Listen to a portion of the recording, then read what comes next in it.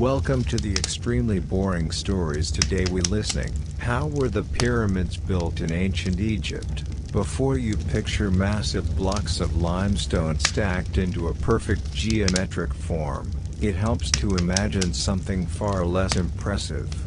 You are standing in ancient Egypt, long before the Great Pyramid rose above the desert, and what surrounds you is mud. Mud bricks, to be precise. They are everywhere. Houses are made of them. Storage buildings are made of them. Even the earliest tombs for important people are made of them. Mud, mixed with straw, shaped by hand, dried under the sun, and eventually reclaimed by the ground from which it came. This was how Egypt built for generations. It was practical. The Nile flooded each year, leaving behind thick silt that could be easily turned into bricks. The material was familiar, cheap, and forgiving. When walls collapsed, they were rebuilt. When buildings eroded, new ones replaced them. Permanence was not expected in daily life, and in many ways, it was not required. Yet death was different. You live in a society where the afterlife is not abstract. It is organized, bureaucratic, and deeply physical. The body matters. The name matters. The place where the dead rest matters. And over time, the people who ruled Egypt began to worry that mud, however reliable in life, was insufficient for eternity. The earliest royal tombs, known today as mastabas, were still built of mud brick. They were rectangular, low, and solid-looking. Underground chambers held the body and goods for the afterlife.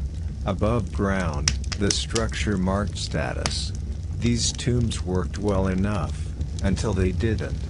Floodwater seeped in. Animals burrowed. Bricks crumbled. The memory of kings, which was supposed to last forever, quietly dissolved back into the soil. This dissatisfaction did not produce an immediate solution. No one suddenly announced that Egypt would start building mountains out of stone. Stone was heavy. Stone was difficult. Stone required planning, tools, and labor on a scale that had never been attempted before. Most importantly, stone required commitment. Once you placed it, you could not easily move it. Mistakes became permanent. And yet, slowly, stone began to appear. You might notice it first in temple flooring or door frames. Stone had advantages. It resisted water. It resisted fire. It resisted time. It also carried symbolic weight. Stone was associated with stability, with the eternal, with the unchanging order of the cosmos, what Egyptians called Ma'at. To build in stone was to align yourself with permanence itself. The decision to use stone for royal tombs did not come from an engineering breakthrough. It came from a religious and political realization. Kings were no longer just leaders, they were divine figures whose continued existence ensured the stability of the world. Their tombs were not simply burial places, they were anchors for cosmic order. This shift reached a turning point during the reign of King Djoser in the Third Dynasty. His architect, Imhotep, did something that had not been done before. Instead of building a mastaba in mud brick, he built one in stone. Then he stacked additional layers on top. What emerged was the step pyramid at Saqqara. If you were alive at the time, you would not have called it a pyramid in the way we do now. It was a series of steps reaching upward, each one a revision of the original plan. Archaeological evidence shows that the structure was altered repeatedly during construction. This was experimentation in real time. There was no blueprint for how to do this correctly. The stone blocks were small by later standards. They were laid in horizontal courses, mimicking mud brick construction. The builders were thinking in familiar terms, translating old habits into a new material. The result was impressive, but it also revealed limitations. The structure was stable, but scaling it up would not be simple. Still, the message was clear. Stone worked. From this moment on, royal ambition grew faster than practical knowledge. Each new king wanted something larger, more permanent, more impressive than the last. Tombs were no longer just secure places for the dead, they were public statements of power. To build in stone was to declare that your reign, and your afterlife, would outlast memory itself. But stone does not move itself.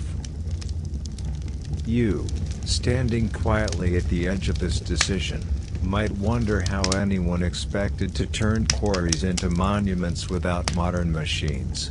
There were no wheels suitable for heavy loads, no iron tools, no cranes.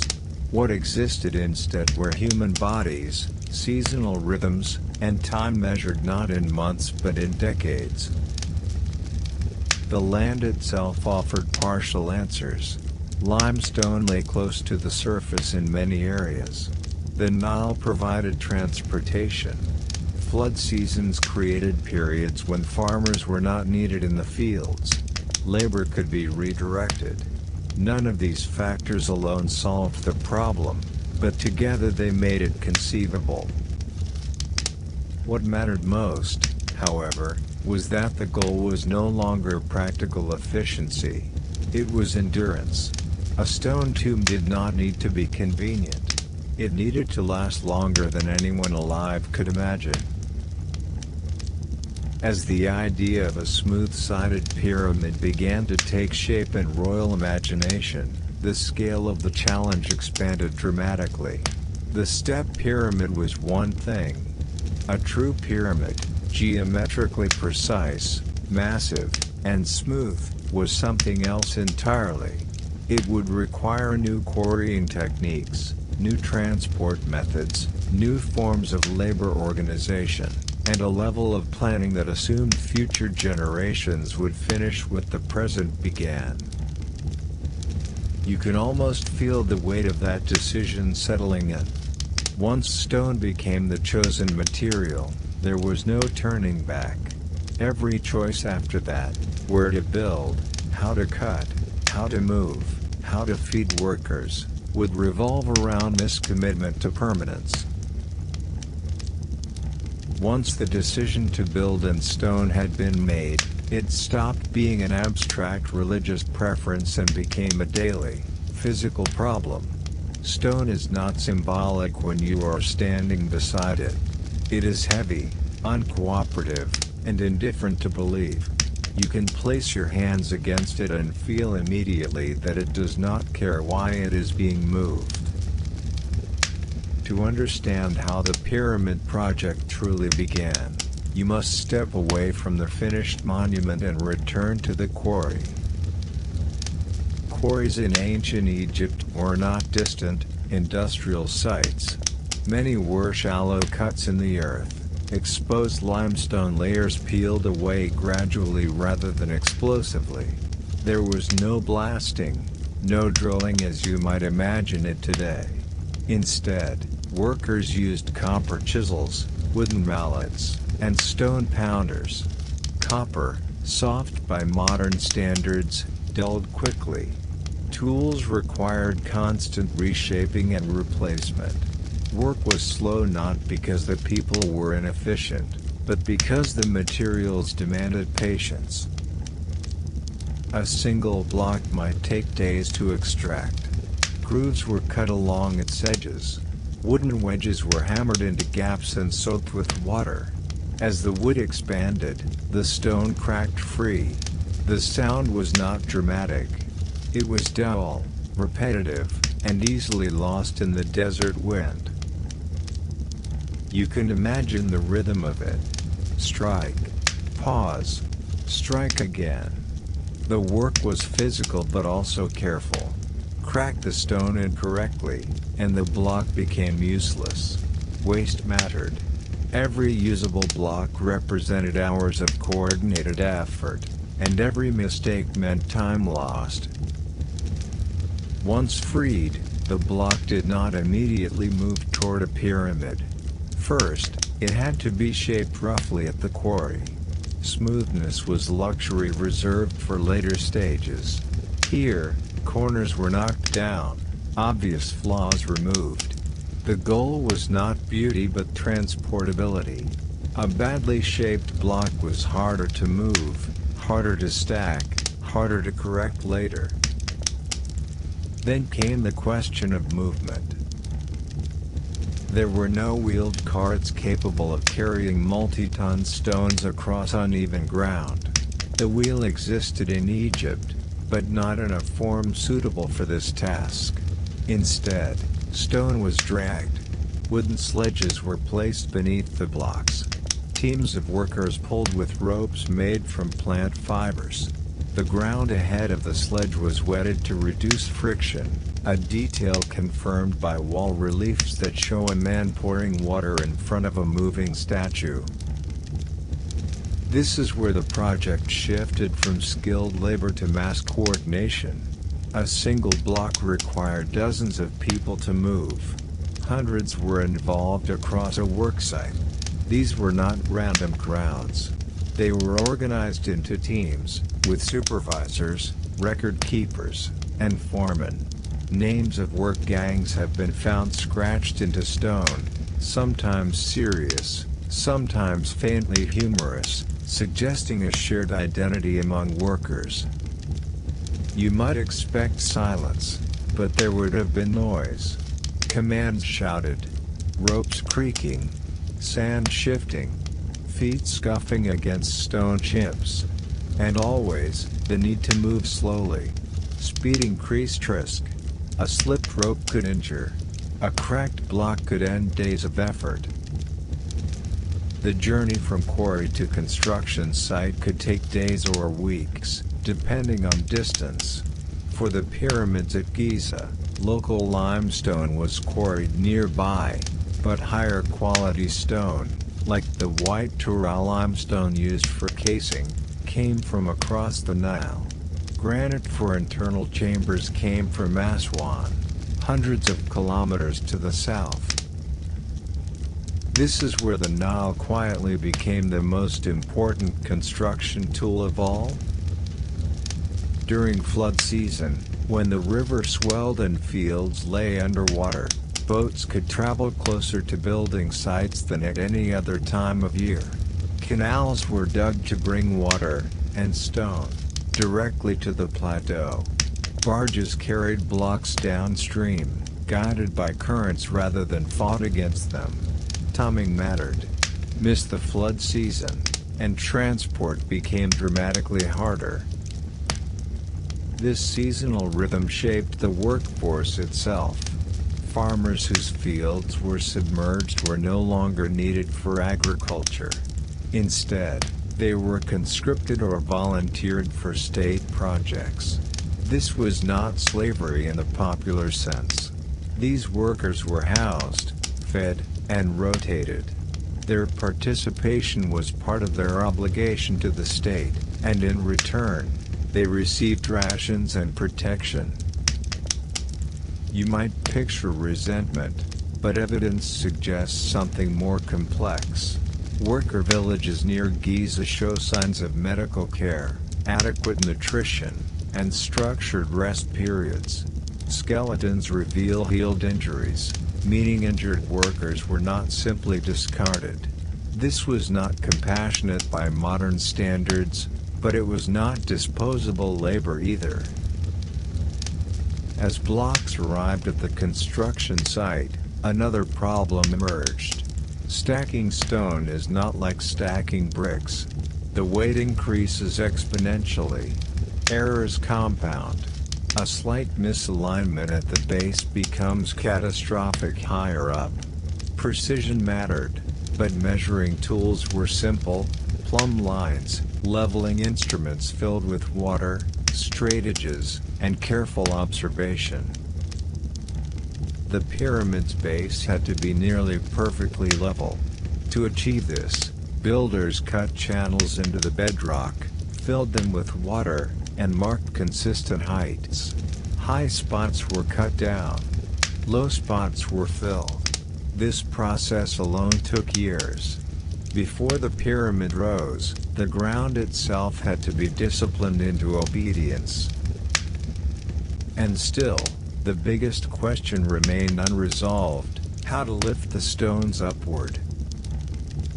Ramps were the most likely solution, but ramps introduce problems of their own. A ramp shallow enough to pull heavy blocks would need to be enormous, potentially larger than the pyramid itself. Archaeological evidence suggests multiple ramp types were used: straight ramps, zigzagging ramps, possibly spiraling ramps that wrapped around the structure as it grew. None of these solutions were elegant. All required constant rebuilding. Ramps eroded. They collapsed. They consumed material and labor. As the pyramid grew taller, the ramp grew longer, demanding more effort for each successive layer. This is where time becomes the most underappreciated tool in pyramid construction. These were not rushed projects. A single pyramid could take 20 to 30 years to complete. Decisions were made with decades in mind. Workers aged on the job. Children grew into laborers before the structure was finished. You can imagine standing midway through construction, the pyramid half complete. It already dwarfs everything around it. The original planners may no longer be alive. The king himself may be dead, his burial already placed within a structure still unfinished. Work continues anyway. The project has outgrown any individual. This is the quiet reality of monumental construction. It is not constant triumph. It is repetition. The same motions, the same tasks, performed thousands of times. Drag, lift, place, adjust, repeat. Mistakes were not erased. Some blocks were set imperfectly and left that way, buried beneath casing stones. The pyramid was never meant to be examined closely. It was meant to exist, solid and unquestioned, dominating the horizon. Before you imagine lines of workers hauling stone under a fixed blue sky, it helps to slow down and look at the river. Not as scenery, not as a symbol, but as a schedule. In ancient Egypt, the Nile was not simply a source of water. It was the calendar. It decided when people farmed, when they traveled, when they worked, and, quietly but decisively, when pyramids could be built. You live beside the Nile now, and you have learned not to argue with it. Each year, without fail, the river rises. Snow melts far to the south in the highlands of Africa, rain falls in places you will never see, and weeks later the water reaches you. Fields disappear. Paths vanish. Boundaries dissolve. For a time, the land becomes something else entirely, a shallow inland sea broken only by villages built on higher ground. This flood, called the Ahet season, is not a disaster. It is the reason Egypt exists. When the water retreats, it leaves behind a layer of dark, fertile silt. Crops grow easily. Harvests are reliable. Surplus becomes possible. Stability follows. But during the flood itself, something unusual happens. There is very little agricultural work to do. Fields cannot be plowed. Seeds cannot be planted. Irrigation channels are submerged. Farmers wait. They repair tools, tend animals, and listen for instructions from local officials. And this waiting, predictable, annual, and long, creates an opportunity that the Egyptian state learned to use. You are a farmer during flood season. You are not idle, but your labor is available. The state does not need to force you into service with chains. Instead, it redirects you. For weeks or months at a time, you become a builder, a hauler, a cook, a boatman. When the water recedes, you return to your land. This rhythm is so natural that it barely feels like conscription. It feels like participation. This is the first quiet truth of pyramid construction. It was synchronized with the Nile, not imposed in spite of it. The river created a surplus of labor at exactly the time large-scale building projects required it. You might expect chaos in moving thousands of people back and forth each year, but Egypt was already deeply administrative. Officials kept records. Granaries stored surplus grain from previous harvests. Rations were calculated carefully: bread, beer, onions, dried fish. Workers were organized into rotating crews, often named after gods or royal titles. The flood did not interrupt life, it restructured it. Transportation followed the same logic. When the Nile rose, it became easier to move heavy materials. Barges floated higher. Canals connected directly to construction sites. Stone that would have been nearly impossible to drag across dry land could now be shipped efficiently by water. You can picture the scene. Massive limestone blocks loaded onto wooden barges, tied with thick ropes, drifting northward with the current. There is no urgency. The river moves at its own pace. The goal is not speed but arrival. This is especially important when you consider materials like granite. Quarried far to the south in Aswan, granite was used sparingly but symbolically, often for burial chambers or internal passages. Each block represented extraordinary effort. Losing one to poor timing or low water would be catastrophic. So shipments were planned around the flood. Officials waited for the right water levels. Work paused when necessary. Unlike modern construction schedules, which fight delays, ancient Egyptian projects absorbed them. Time was flexible. The river was not. The flood also shaped where pyramids were built. Sites like Giza were chosen not just for religious or symbolic reasons, but for practical ones. The plateau sat high enough to avoid flooding, but close enough to the Nile to benefit from seasonal canals. Temporary harbors could be cut into the landscape, used for a few months, then abandoned. Archaeological remains of these harbors still exist, quiet depressions, filled with sediment, barely noticeable unless you know what to look for. They tell the story of a construction site that appeared and disappeared each year, expanding during the flood and contracting afterward. Worker villages followed the same cycle. At Giza, entire communities were built to house laborers during construction seasons. These were not tents or temporary shelters. They were planned settlements with bakeries, breweries, storage rooms, and medical facilities. When the flood ended and many workers returned home, the villages shrank, but they were never fully abandoned until the project itself was complete. This seasonal workforce explains something that often confuses modern observers: how Egypt could build pyramids without collapsing its economy. The answer is that pyramid building did not replace agriculture, it coexisted with it. The same people did both, just not at the same time. You might wonder whether this rhythm was always smooth. It was not. Floods varied in height.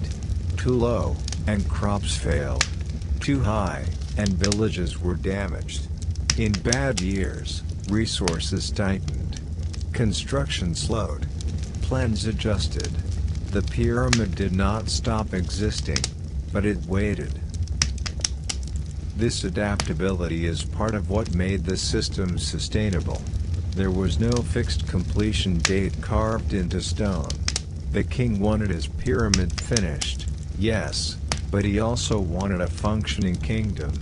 The river ensured that priorities remained balanced. Religion reinforced this patience. The flood was sacred, associated with renewal and divine order. Working in harmony with it was not seen as inefficiency, it was obedience to cosmic rhythm.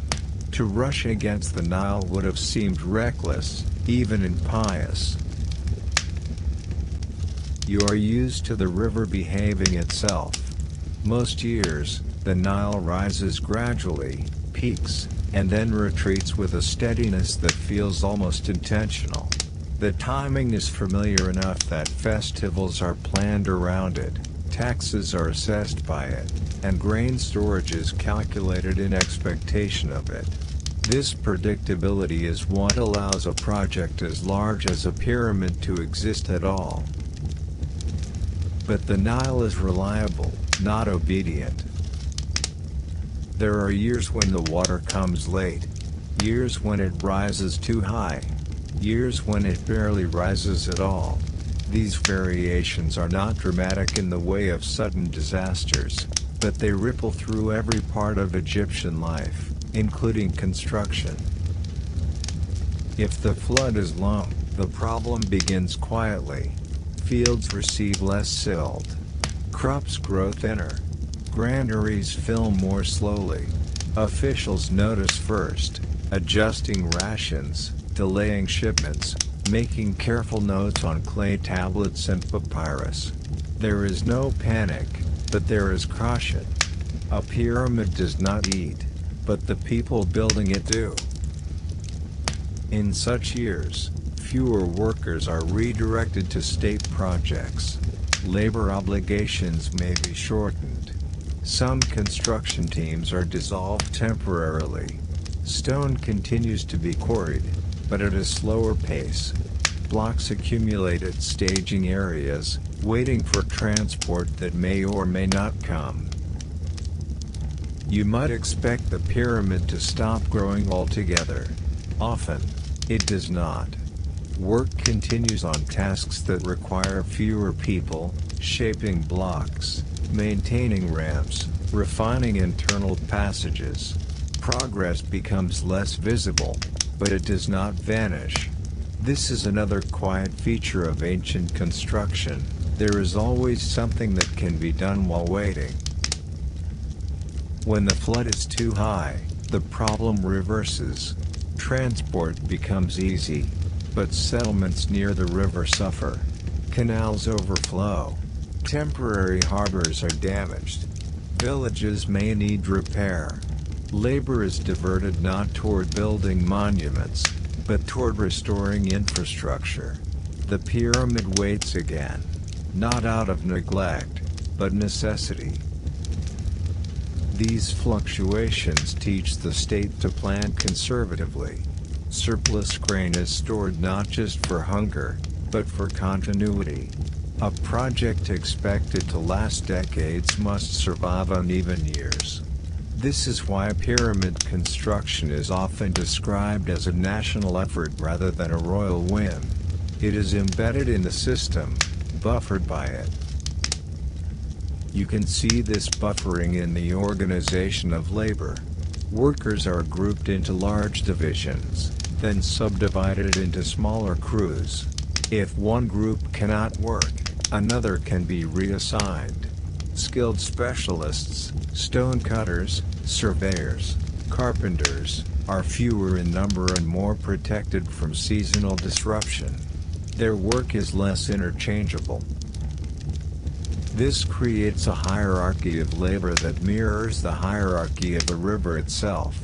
At the top are those whose work continues regardless of flood conditions. Below them are the seasonal workers, whose availability expands and contracts with the water. The pyramid grows in pulses, not in a straight line. You begin to notice how deeply this rhythm affects morale. During good flood years, work is plentiful, rations are generous, and participation in royal projects carries a sense of pride. Workers leave graffiti inside unfinished chambers, names, jokes, references to beer deliveries. These marks suggest not misery, but routine familiarity. In bad years, the tone changes. Evidence of reduced rations appears. Construction phases slow. Some pyramids are scaled back, finished with cheaper materials, or left incomplete. These are not failures in the dramatic sense, they are adjustments, practical responses to circumstances beyond control. One of the most revealing aspects of this system is how rarely the flood is mentioned directly in monumental inscriptions. Kings credit the gods, not the river. Yet administratively, the Nile is everywhere. Measurements of flood height are recorded meticulously. Nilometers, structures designed to measure water levels, are maintained and consulted. Decisions about labor and taxation follow these measurements closely.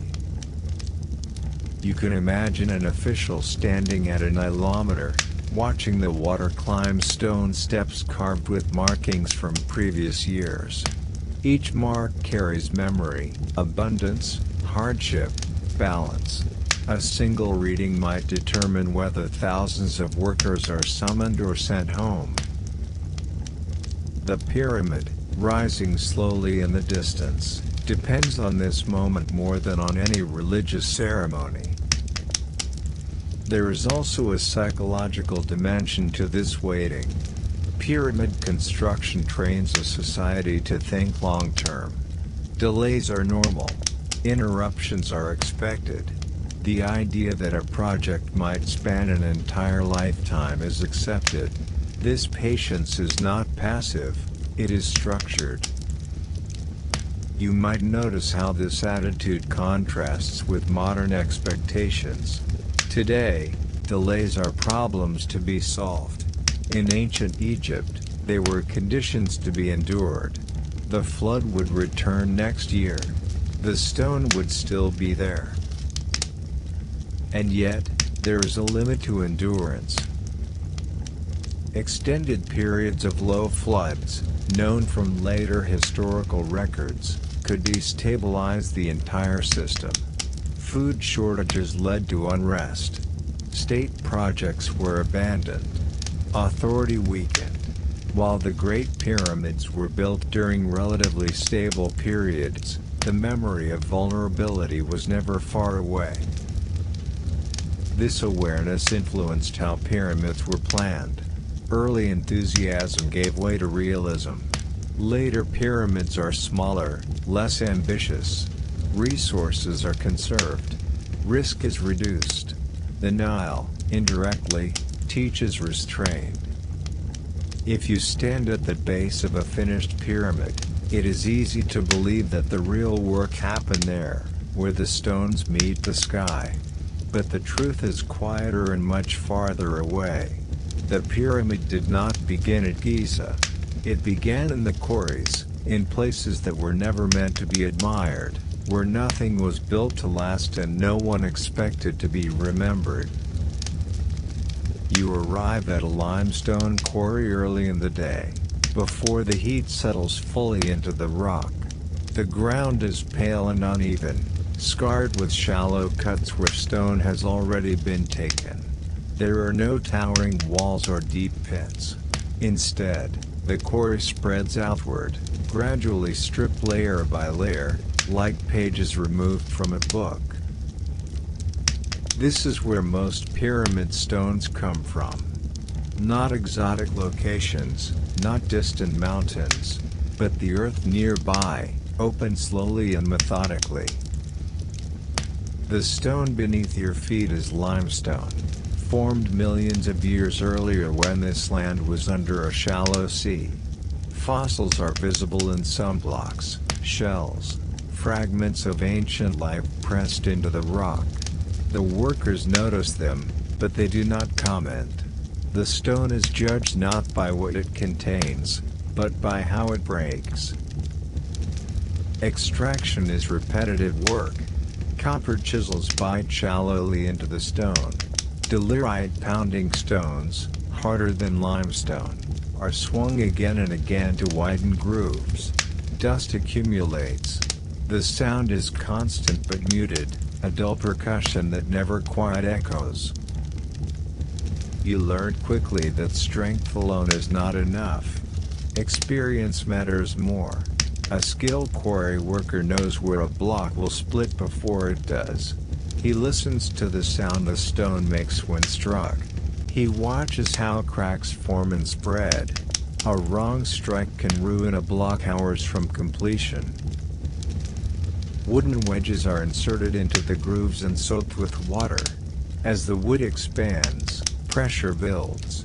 Eventually, the stone separates from the bedrock with a quiet, decisive sound. There is no cheer. The work simply moves on to the next block. Once freed, the stone is not celebrated. It is dragged aside, roughly shaped, and left to wait. Many blocks sit for days or weeks before transport. The quarry does not work at the pace of the pyramid. It works at the pace of available labor, tools, and weather. You begin to see that pyramid construction is not one process, but many running simultaneously, loosely synchronized but rarely aligned perfectly. Quarries produce stone faster than it can be moved. Transport waits on water levels. Construction waits on ramps. Everything waits on something else. When a block is ready to move, it is placed on a wooden sledge. These sledges are simple, curved runners, crossbeams, rope bindings. They are repaired constantly. Wood splinters. Ropes fray. Nothing lasts long under this strain. Teams gather to pull. There is no uniform number. Smaller blocks require fewer people. Larger ones require dozens. The workers position themselves carefully, gripping ropes that cut into their hands. Someone gives a signal, and the pull begins. The ground ahead is prepared. Sand is leveled. Water is poured. This is not guesswork. Experiments show that wetting the sand significantly reduces friction. The builders learned this not from theory, but from experience. Someone noticed it worked, and the method stayed. Movement is slow. You do not measure progress in distance, but in effort. A few meters forward is enough for applause. Muscles recover. Ropes are adjusted. Then the pull resumes. This is not heroic labor. It is controlled labor. Too much force risks snapping a rope or shifting the block dangerously. Too little accomplishes nothing. The work settles into a rhythm that feels almost meditative. The route from quarry to construction site is not straight. Paths curve to avoid slopes. Sharp turns are avoided when possible. Temporary roads are reinforced with compacted gravel or wooden planks. All of this will be dismantled or abandoned later. None of it is meant to be permanent. You might wonder why ramps are not built immediately at the pyramid itself. The answer is that ramps exist everywhere. Small ramps, large ramps, temporary ramps, half-finished ramps. Ramps connect quarry floors to sledges, sledges to boats, boats to canals, canals to the plateau, and the plateau to the rising pyramid. Ramps are not singular structures. They are an environment. As blocks reach the construction site, they are staged at the base of the pyramid. Some wait days. Others wait months. The order in which stones are placed matters, but flexibility is built into the process. If a particular section cannot be completed, work shifts elsewhere. The pyramid grows outward and upward simultaneously. Core blocks are placed first, rough, uneven, functional. They are packed tightly but not beautifully. This interior will never be seen. Perfection is unnecessary here. Outer casing stones are different. These are cut more precisely, often from finer limestone. They are placed later, once the core is complete. Their smooth faces are angled carefully to create the pyramid's final shape.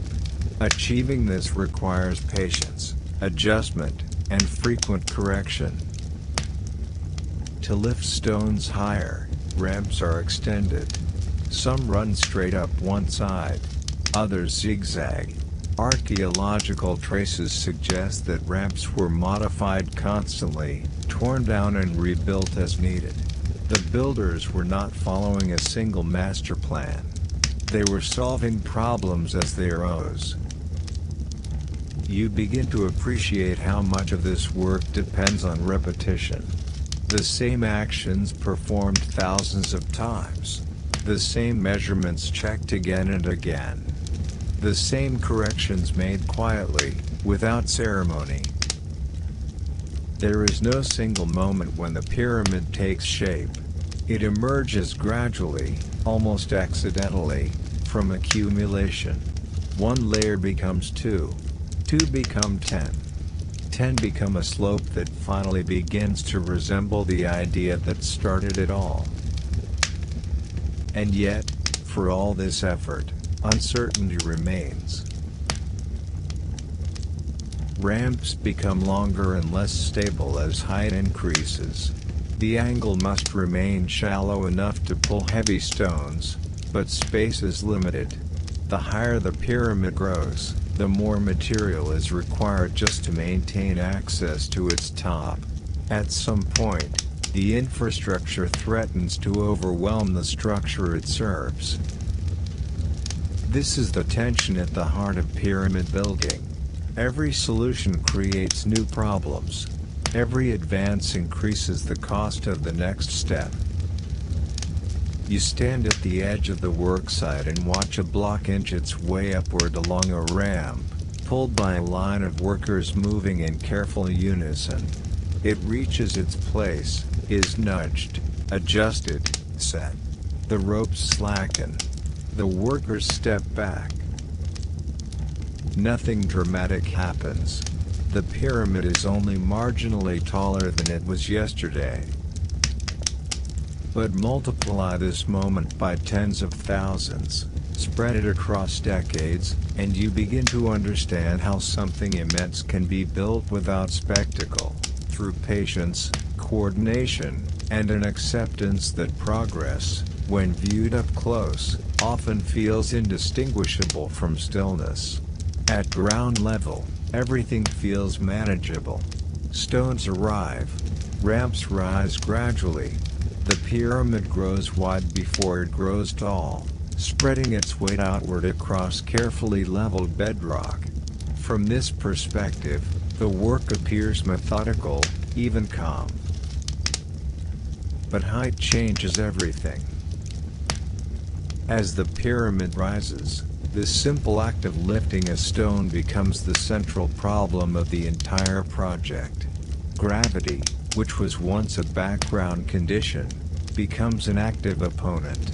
Each additional layer requires more effort than the last, not because the stones are heavier, but because reaching their destination grows more complicated. Ramps lengthen. Angles must remain shallow enough to allow controlled pulling.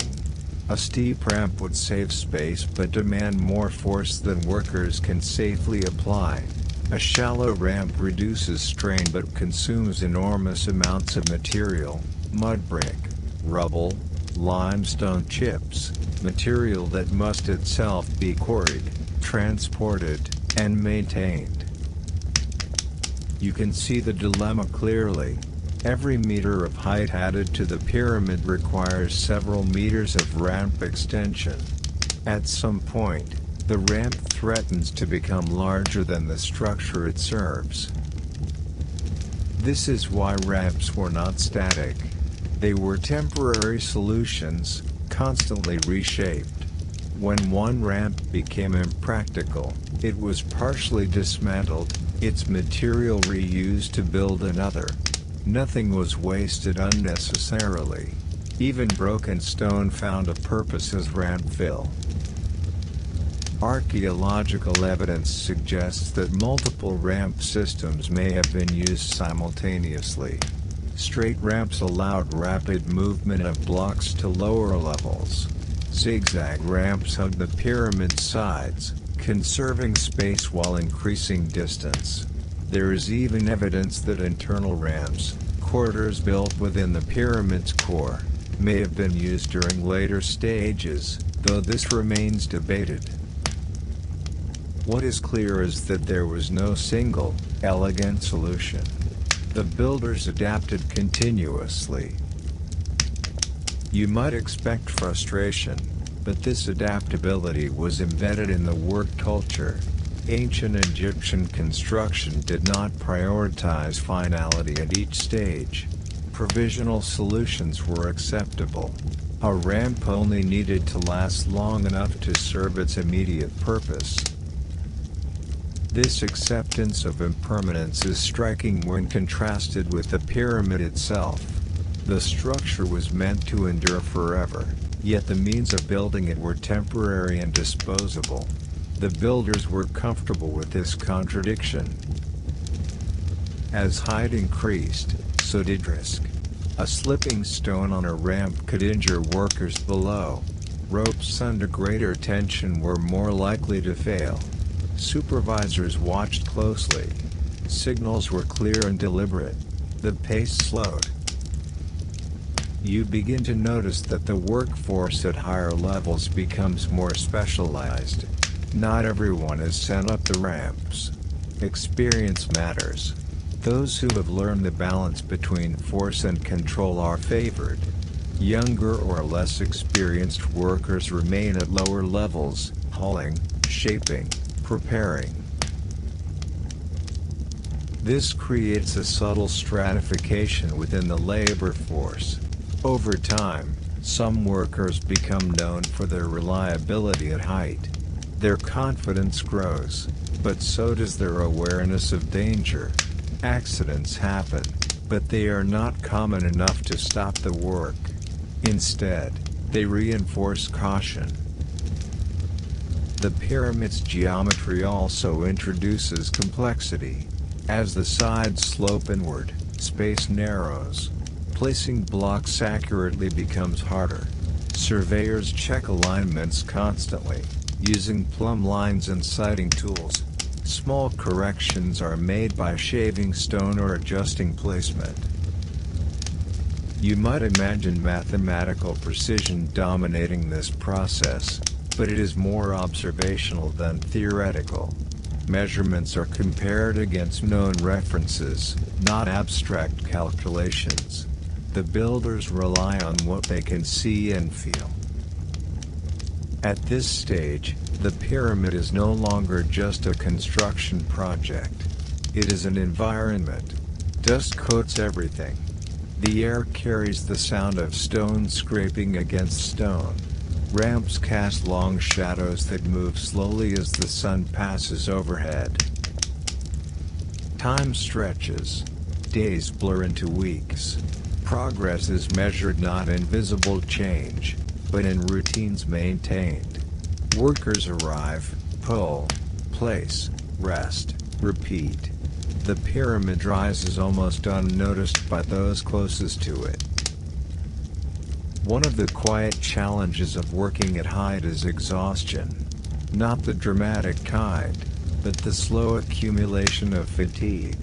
Muscles adapt. Injuries heal imperfectly. Older workers adjust their roles. Younger ones take their place. The workforce changes, but the work does not. This continuity is essential. A pyramid cannot tolerate prolonged disruption once it reaches this stage. The structure's integrity depends on consistent progress. Long pauses risk erosion of ramps, settling of stones, loss of alignment. And yet, pauses happen. Weather intervenes. Supply lines falter. The Nile's timing shifts. Each interruption must be managed carefully. Ramps are reinforced. Coverings are added to protect unfinished surfaces. The builders plan not just for work, but for waiting. As the pyramid nears its upper third, the question of how to place the final stones becomes more pressing. The topmost layers are smaller, but access is severely limited. Ramps cannot easily reach the apex without becoming unwieldy. Some evidence suggests that ramps may have been dismantled progressively from below, leaving only narrow access routes near the top. This would require precise sequencing, stones placed in a specific order, with no room for error.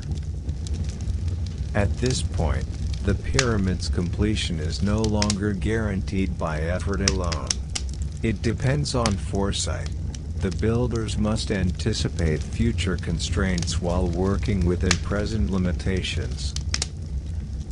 You can sense the tension in this stage, not as panic, but as attentiveness. Every placement matters more than before. Every adjustment is scrutinized. And still, despite all this care, the pyramid is not finished. When you picture pyramid builders, you probably imagine them only at work, pulling ropes, lifting stone, standing beneath the sun. But most of their lives happened elsewhere, in the hours when the work stopped. To understand how the pyramids were built, you have to leave the monument behind and walk a short distance away, to the place where the builders ate, rested, argued, healed, and slept. This is the workers' village.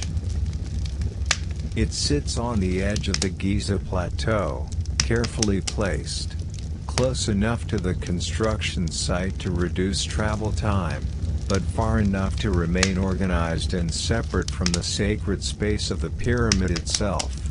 It is not accidental. Nothing here is accidental.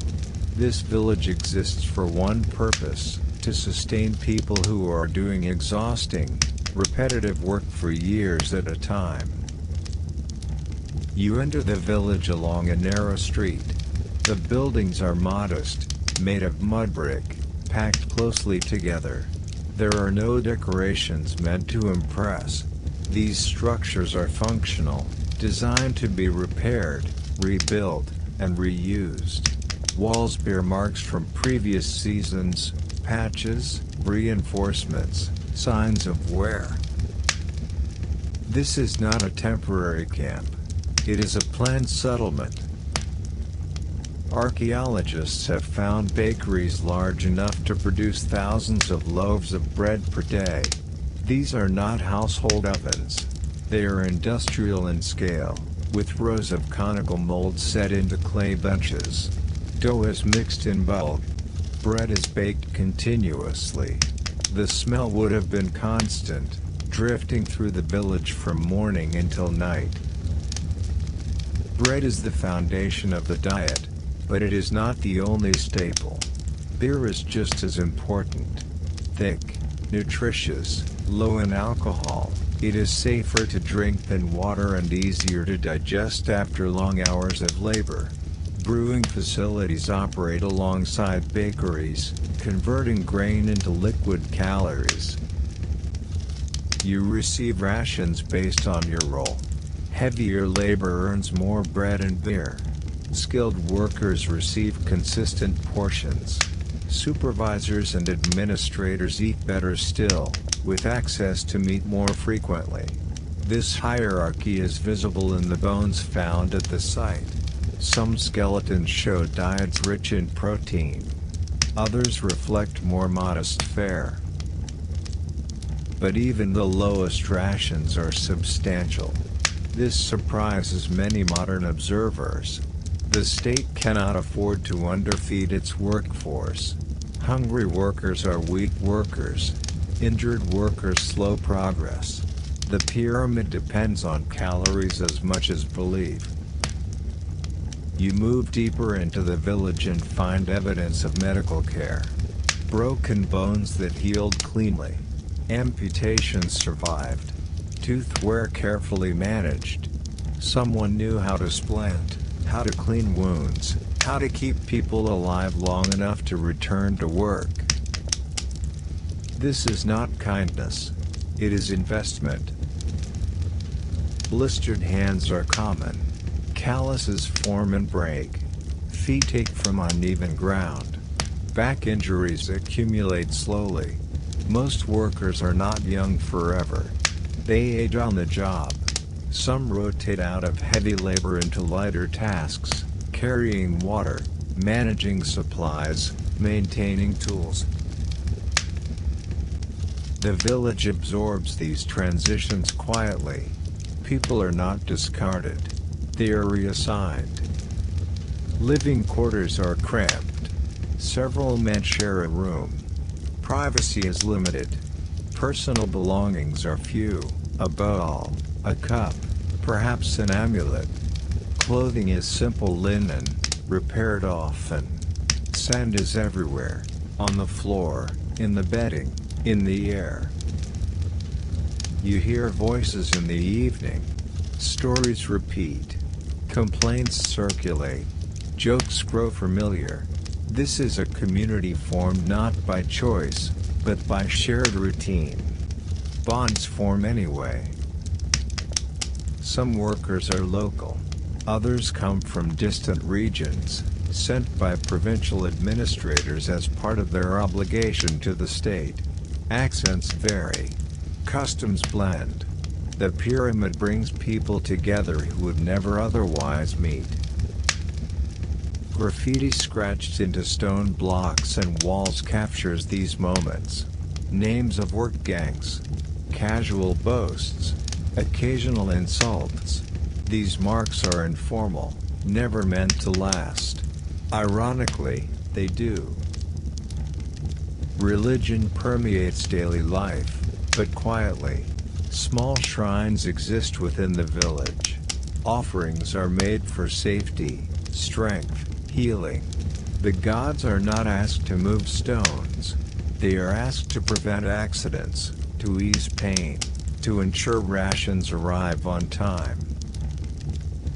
The workers know the pyramid is sacred, but their relationship to it is practical. It is work. It is duty. It is something that structures their days and pays their families. Families matter here. Many workers are seasonal. They return home after flood season. Others stay longer, perhaps years. Some die here. Burials near the village suggest care, ritual, remembrance. These people are not anonymous to each other, even if history later forgets their names.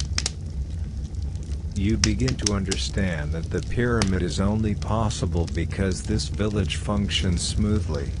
Bread must be baked daily. Beer must be brewed constantly. Waste must be managed. Water must be carried. Tools must be repaired. None of this is glamorous.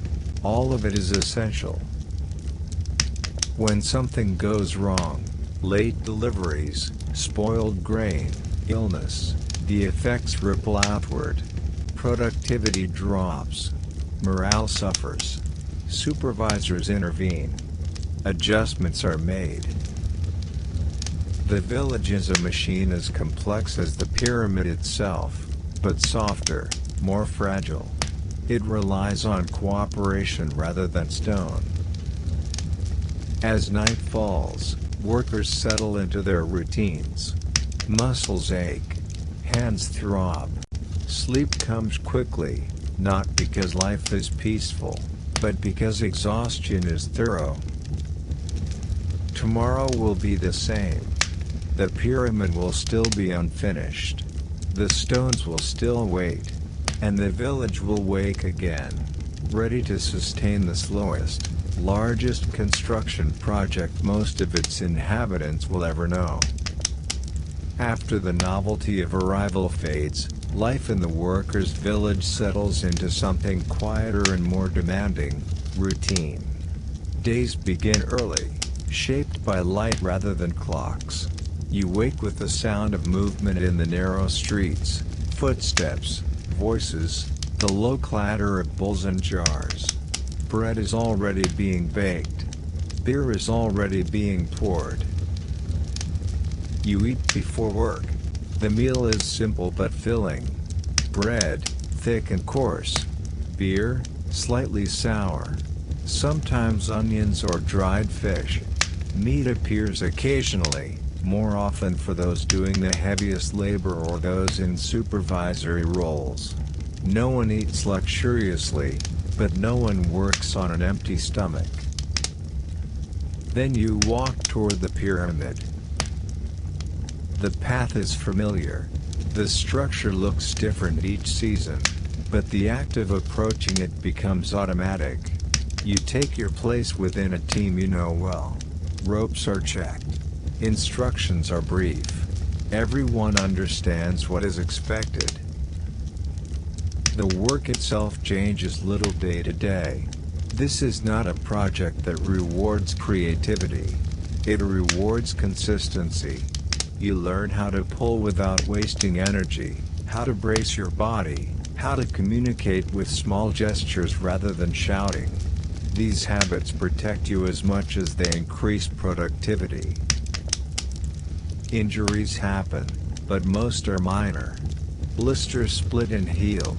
Muscles strain and recover. More serious injuries are less common but not rare. A crushed foot, a fractured arm. These workers do not disappear. Many recover. Some are reassigned. Their continued presence is visible in the archaeological record, in bones that healed imperfectly but clearly. You might expect resentment to grow under these conditions. For some, it likely does.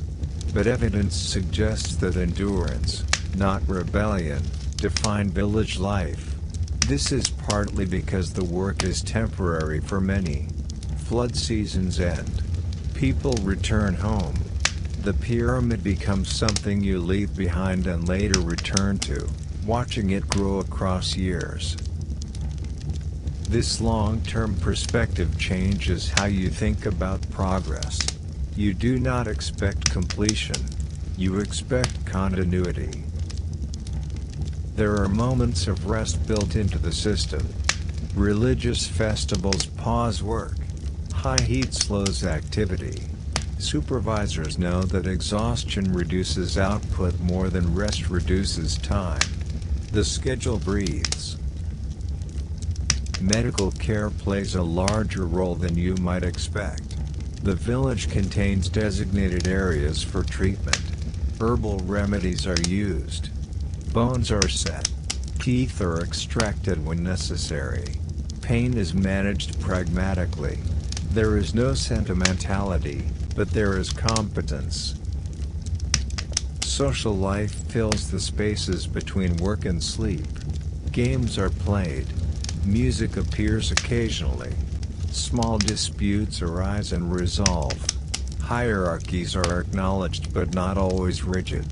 You know who eats better, who gives orders, who keeps records. You also know who pulls hardest, who complains most, who tells the same story every night. Women are present in the village, though in fewer numbers. They work as bakers, brewers, textile producers, caregivers. Their labor is essential but less visible in monumental narratives. Without them, the system collapses. Children appear as well, especially in later stages of long projects. They grow up around the pyramid, learning its shape before they learn to write. Some will eventually work on it, others will not. The structure becomes part of their mental landscape. You begin to notice something subtle. Over time, the pyramid stops feeling like the king's project and starts feeling like the work. It is no longer discussed in grand terms. It is discussed in terms of ramps, rations, weather, and injuries. Grandeur fades into logistics. This does not mean belief disappears.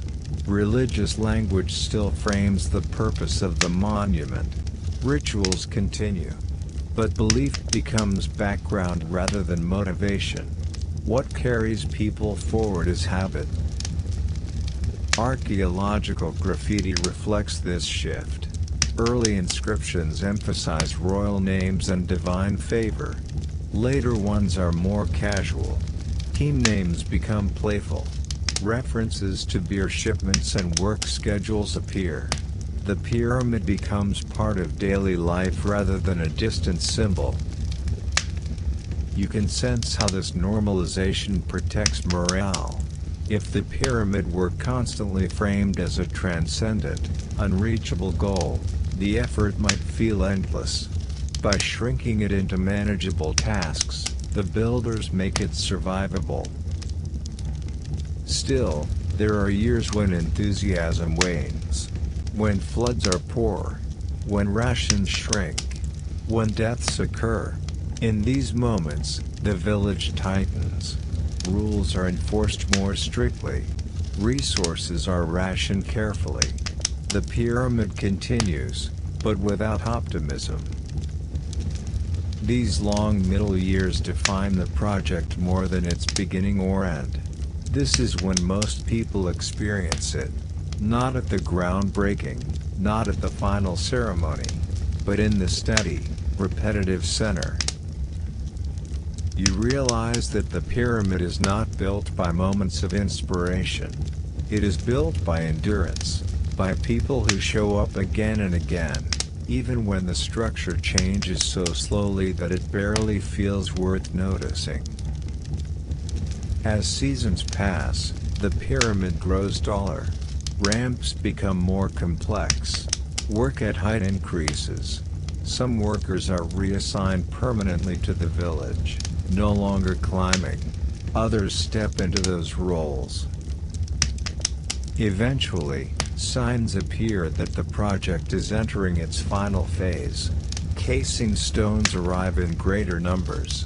Ramps are adjusted rather than extended. The language around the village shifts subtly. People talk about finishing, not just working. This transition brings its own tension. Endings disrupt routines as much as beginnings.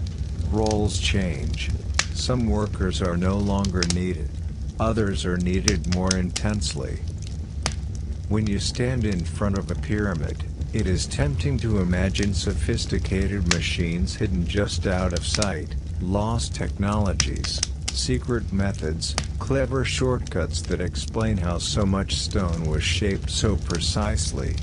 But when you step closer to the actual tools used by the builders, the impression changes completely. There is very little mystery here. What you find instead is limitation. You pick up a copper chisel. It fits easily in your hand. It is soft, far softer than the stone it is meant to shape. After only a short period of use, its edge dulls and bends. It must be hammered back into shape, sharpened again, and used carefully. This cycle repeats constantly. Tool maintenance is not a separate task, it is part of the work itself. Copper is the best metal available in large quantities at this time. Bronze exists, but it is rare and expensive. Iron is unknown. The builders do not choose copper because it is ideal. They choose it because it is what they have. Wooden tools accompany the metal ones: mallets, levers, sledges, wedges. Wood absorbs shock. It flexes. It breaks and is replaced. Ropes made of flax or palm fiber bind everything together. They fray, snap, and are repaired endlessly. You quickly realize that pyramid construction is not constrained by imagination. It is constrained by materials. Cutting stone with copper alone would be nearly impossible if force were the only strategy. Instead, the builders rely on abrasion. Sand, abundant, gritty, and relentless, becomes one of the most important tools of all. Sand is poured into cuts. Copper saws move back and forth, not slicing, but grinding. Progress is slow, but steady. This method leaves distinctive marks.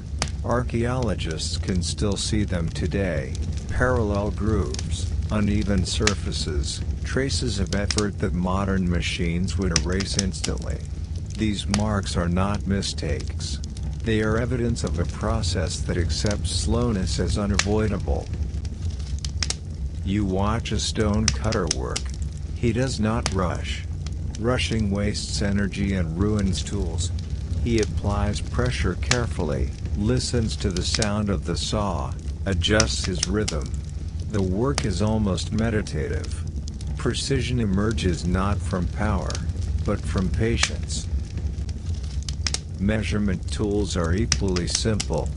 Plumb lines ensure verticality. Straight edges check flatness. Water-filled trenches establish level surfaces. There are no numerical scales as you would recognize them. Measurement is relational. This surface compared to that one. This angle matched against a known reference. And yet, the results are remarkably consistent. This consistency does not come from advanced theory. It comes from repetition. The same actions performed thousands of times by people who develop an intuitive sense of accuracy. When something feels wrong, it usually is. Corrections are made incrementally. You begin to notice how the limitations of tools shape design decisions. Blocks are sized to what can be managed. Surfaces that will never be seen are left rough. Precision is concentrated where it matters structurally or symbolically. This selectivity is crucial. Attempting to make every surface perfect would be impossible with these tools. Instead, effort is allocated strategically. The pyramid's interior passages are tight and carefully aligned. The core is functional and forgiving.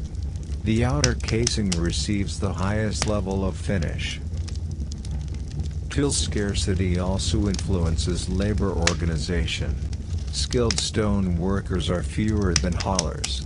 Their time is valuable. They are assigned tasks that cannot be done by less experienced hands. Apprentices learn by watching, then by doing small tasks, then by gradually taking on more responsibility. Mistakes happen. A block is cut too small. A surface is uneven. These errors are rarely corrected fully. Instead, they are compensated for. Another block is adjusted. A joint is filled. Perfection is approached asymptotically, never reached. You might expect frustration, but the system does not encourage it. Expectations are calibrated to reality. No one expects copper to behave like iron. No one expects stone to yield quickly. The work proceeds at the pace allowed by materials. This acceptance extends to wear and tear on the body. Tools transmit vibration. Hands ache. Shoulders stiffen. Over time, workers develop techniques to minimize strain. They rotate tasks. They adjust posture. They rely on rhythm rather than force. You see how deeply this knowledge is embodied rather than recorded. There are no manuals. There are habits. Skills passed from one person to another through demonstration and correction. The pyramid is built not just from stone, but from accumulated experience. As the project continues year after year, tools evolve slightly. Shapes are refined. Handles are improved. But there is no technological leap. The basic toolkit remains the same from the first stones to the last. This constancy has an unexpected effect. It stabilizes the project. Everyone knows what the tools can and cannot do. Plans are made accordingly. Ambition is tempered by familiarity. And yet, this very stability raises a quiet question. If the tools barely change, if progress relies almost entirely on human endurance and organization, then the true innovation of pyramid building must lie elsewhere. Not in metal or machines, but in how people were measured, coordinated, and sustained over time. After a while, you stop thinking about the tools as objects and start thinking about the hands that use them. The copper chisel itself does very little. What matters is how often it is sharpened, how lightly or firmly it is struck, and when it is set aside before it bends beyond use.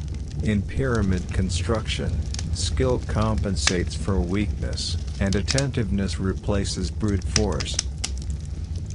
You begin to see that the most valuable resource on the worksite is not stone, or even labor, but experienced judgment. A novice stone worker swings too hard. He chips the edge of the chisel, mars the surface of the block, wastes effort. A skilled worker applies just enough pressure to let abrasion do the work. The difference is subtle but cumulative. Over thousands of cuts, it saves time, tools, and bodies. This is why training happens slowly. Apprentices are not handed critical tasks. They start by observing. Then they are given repetitive, low-risk work, smoothing unseen surfaces, preparing sand, carrying tools. Only after years do they graduate to shaping visible stones or working on tight interior spaces. You can feel the quiet hierarchy this creates. Not everyone can do every job. Skill is recognized without ceremony. It is visible in the quality of a cut, the straightness of a joint, the efficiency of motion. There are no titles for this. You simply know who is good. Tool maintenance becomes a shared responsibility. Copper chisels are reshaped constantly at small hearths near the work areas. Woodworkers repair sledges and handles. Rope makers splice fibers and replace worn lengths. These activities run alongside construction, never stopping, never drawing attention. Nothing about this process is optimized in a modern sense. There is no drive to make tools faster or sharper beyond what materials allow. Instead, the system adapts by adjusting human behavior. Movements become economical. Waste is minimized. Expectations align with reality. You notice how this affects scheduling. Tasks are assigned based on daylight, temperature, and fatigue. Cutting stone in extreme heat dulls tools faster and exhausts workers. Some activities are shifted to cooler hours. Others wait. This flexibility is essential. With tools that offer no margin for error, forcing productivity would backfire. The system survives by being responsive rather than rigid. The simplicity of tools also means repairs are immediate. When something breaks, it is fixed on the spot if possible. There is no dependency on distant workshops or specialized parts. This self-sufficiency keeps momentum alive. You might think that such limited technology would prevent precision, but the opposite often happens. Because tools are crude, workers compensate with attention. Surfaces are checked repeatedly. Alignments are verified from multiple angles. Small deviations are corrected early, before they become structural problems. This is especially important in interior spaces, corridors, chambers, shafts. These areas are confined, dark, and unforgiving. Mistakes here cannot be hidden behind casing stones. They must be right. Lighting is minimal. Oil lamps flicker. Shadows distort perception. Workers learn to rely on touch as much as sight. Straight edges are run along surfaces. Plumb lines sway slightly, then settle. Patience becomes a tool in itself. You begin to appreciate how little of this knowledge is written down. There are no surviving instruction manuals for pyramid building. What exists instead is material evidence, tool marks, unfinished blocks, corrected errors. These are the true records of the process. The lack of written technical guidance suggests deep trust in tradition. Skills are passed orally, visually, physically. This makes the system resilient. It does not depend on a single architect or engineer. If one person leaves or dies, others carry on. This resilience is tested over long projects. Decades pass. Kings die. Administrators change. Workers age out and are replaced. Through all of this, the tools remain the same, and the work continues. You might expect innovation to emerge under such pressure, but pyramid construction shows a different pattern. Instead of inventing new tools, the builders refine their use of existing ones. Progress comes from coordination, not invention. This is why radical technological explanations for pyramid construction are unnecessary. The evidence points consistently toward methods that are simple, repeatable, and robust. The system is not fragile. It does not require perfection. It tolerates error and absorbs it. At the same time, this simplicity places a ceiling on ambition. As pyramids grow larger, the strain on tools and people increases. There is a point beyond which scaling up becomes impractical without new methods. Later pyramids reflect this reality. They are smaller. They compromise. They reuse materials. The Great Pyramids represent a peak achieved within strict constraints. They are not the result of unlimited capability, but of careful alignment between goals and means. As you watch a worker stop to resharpen a copper chisel yet again, you understand that this entire enterprise depends on managing limits rather than overcoming them. The builders do not conquer stone. They negotiate with it. And in this negotiation, tools play a supporting role. They enable action, but they do not drive it. The real engine of construction lies in organization: who works when, on what, and for how long. When you think about building a pyramid, your mind likely jumps to stones, ramps, or skilled laborers shaping blocks. But another, quieter challenge shaped the entire project: feeding the workforce. Without daily calories, the pyramids could never have risen. Without careful provisioning, human endurance would have failed long before the first casing stone gleamed in the sun. The scale of the operation is staggering. Estimates suggest that tens of thousands of workers, sometimes between 20,000 and 30,000, were involved at any given time.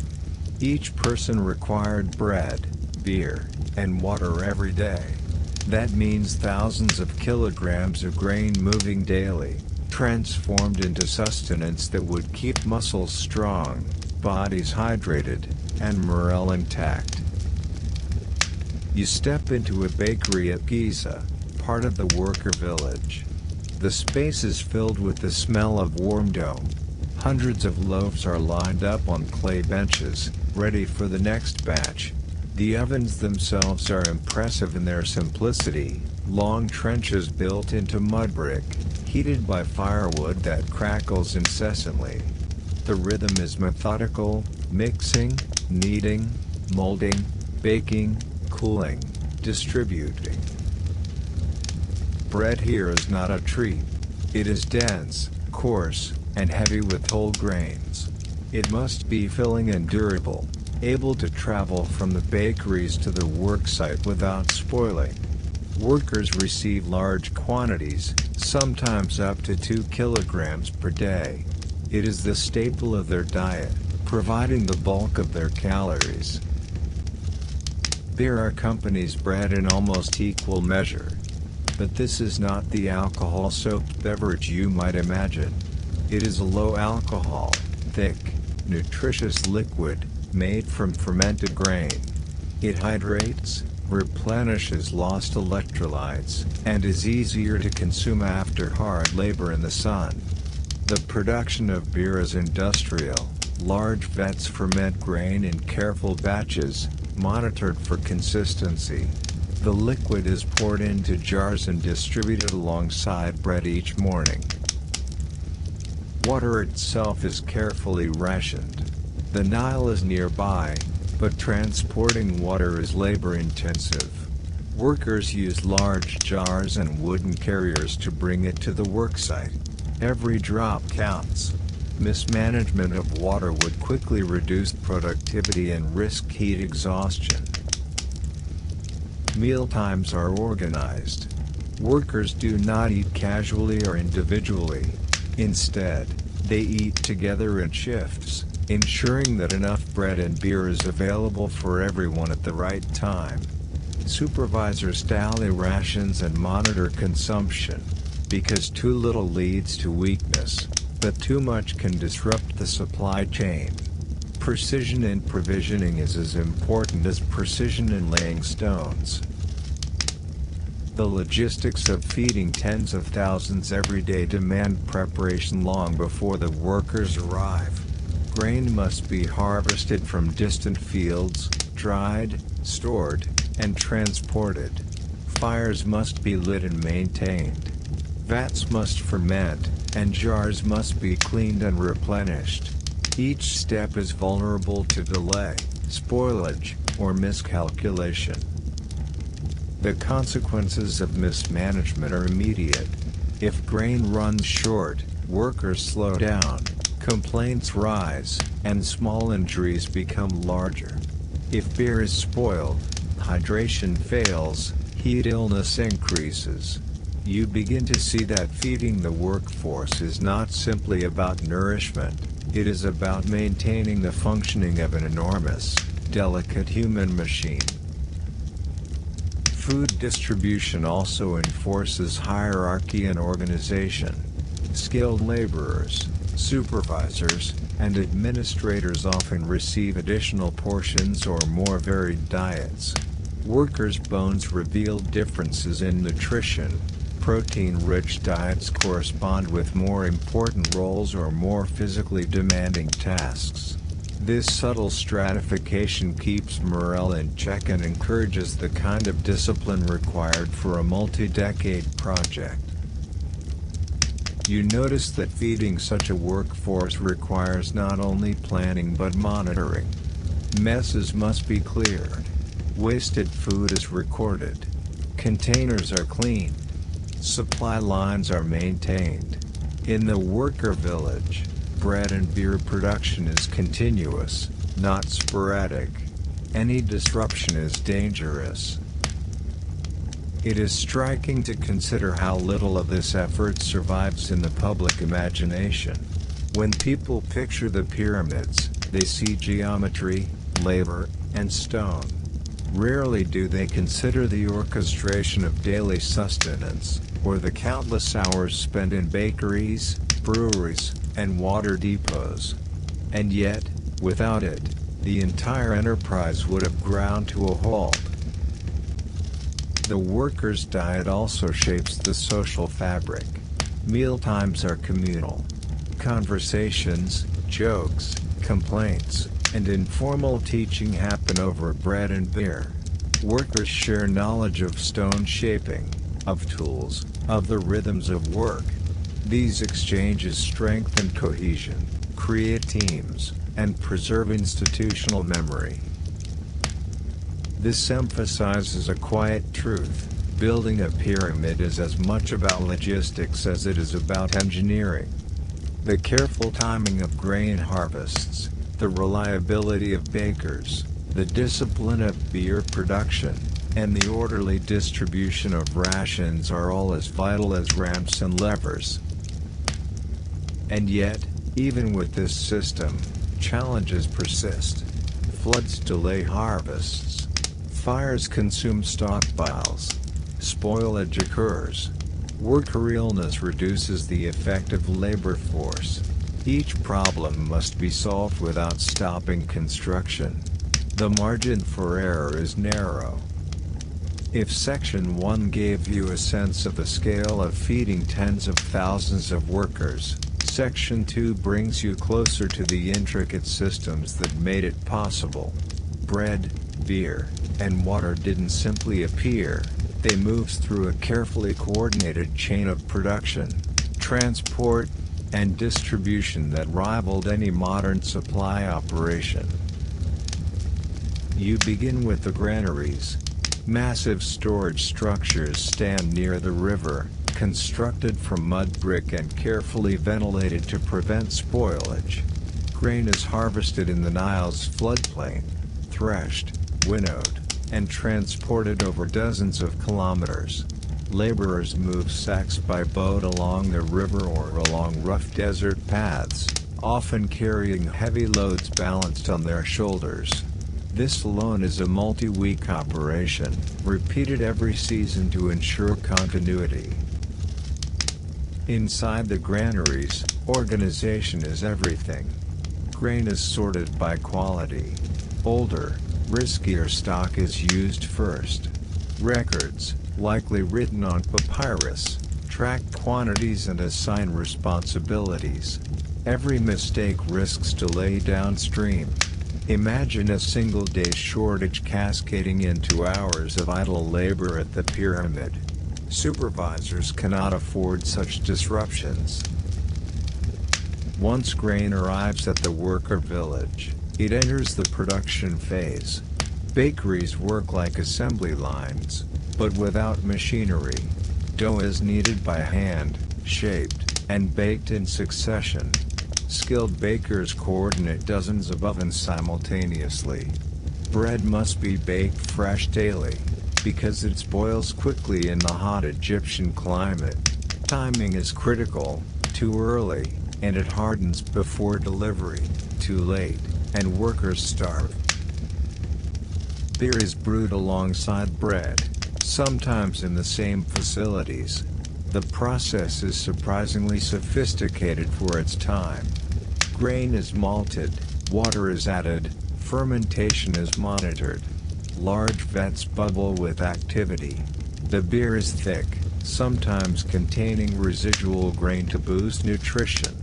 Unlike modern alcoholic beer, it is designed to hydrate and sustain energy, not to intoxicate.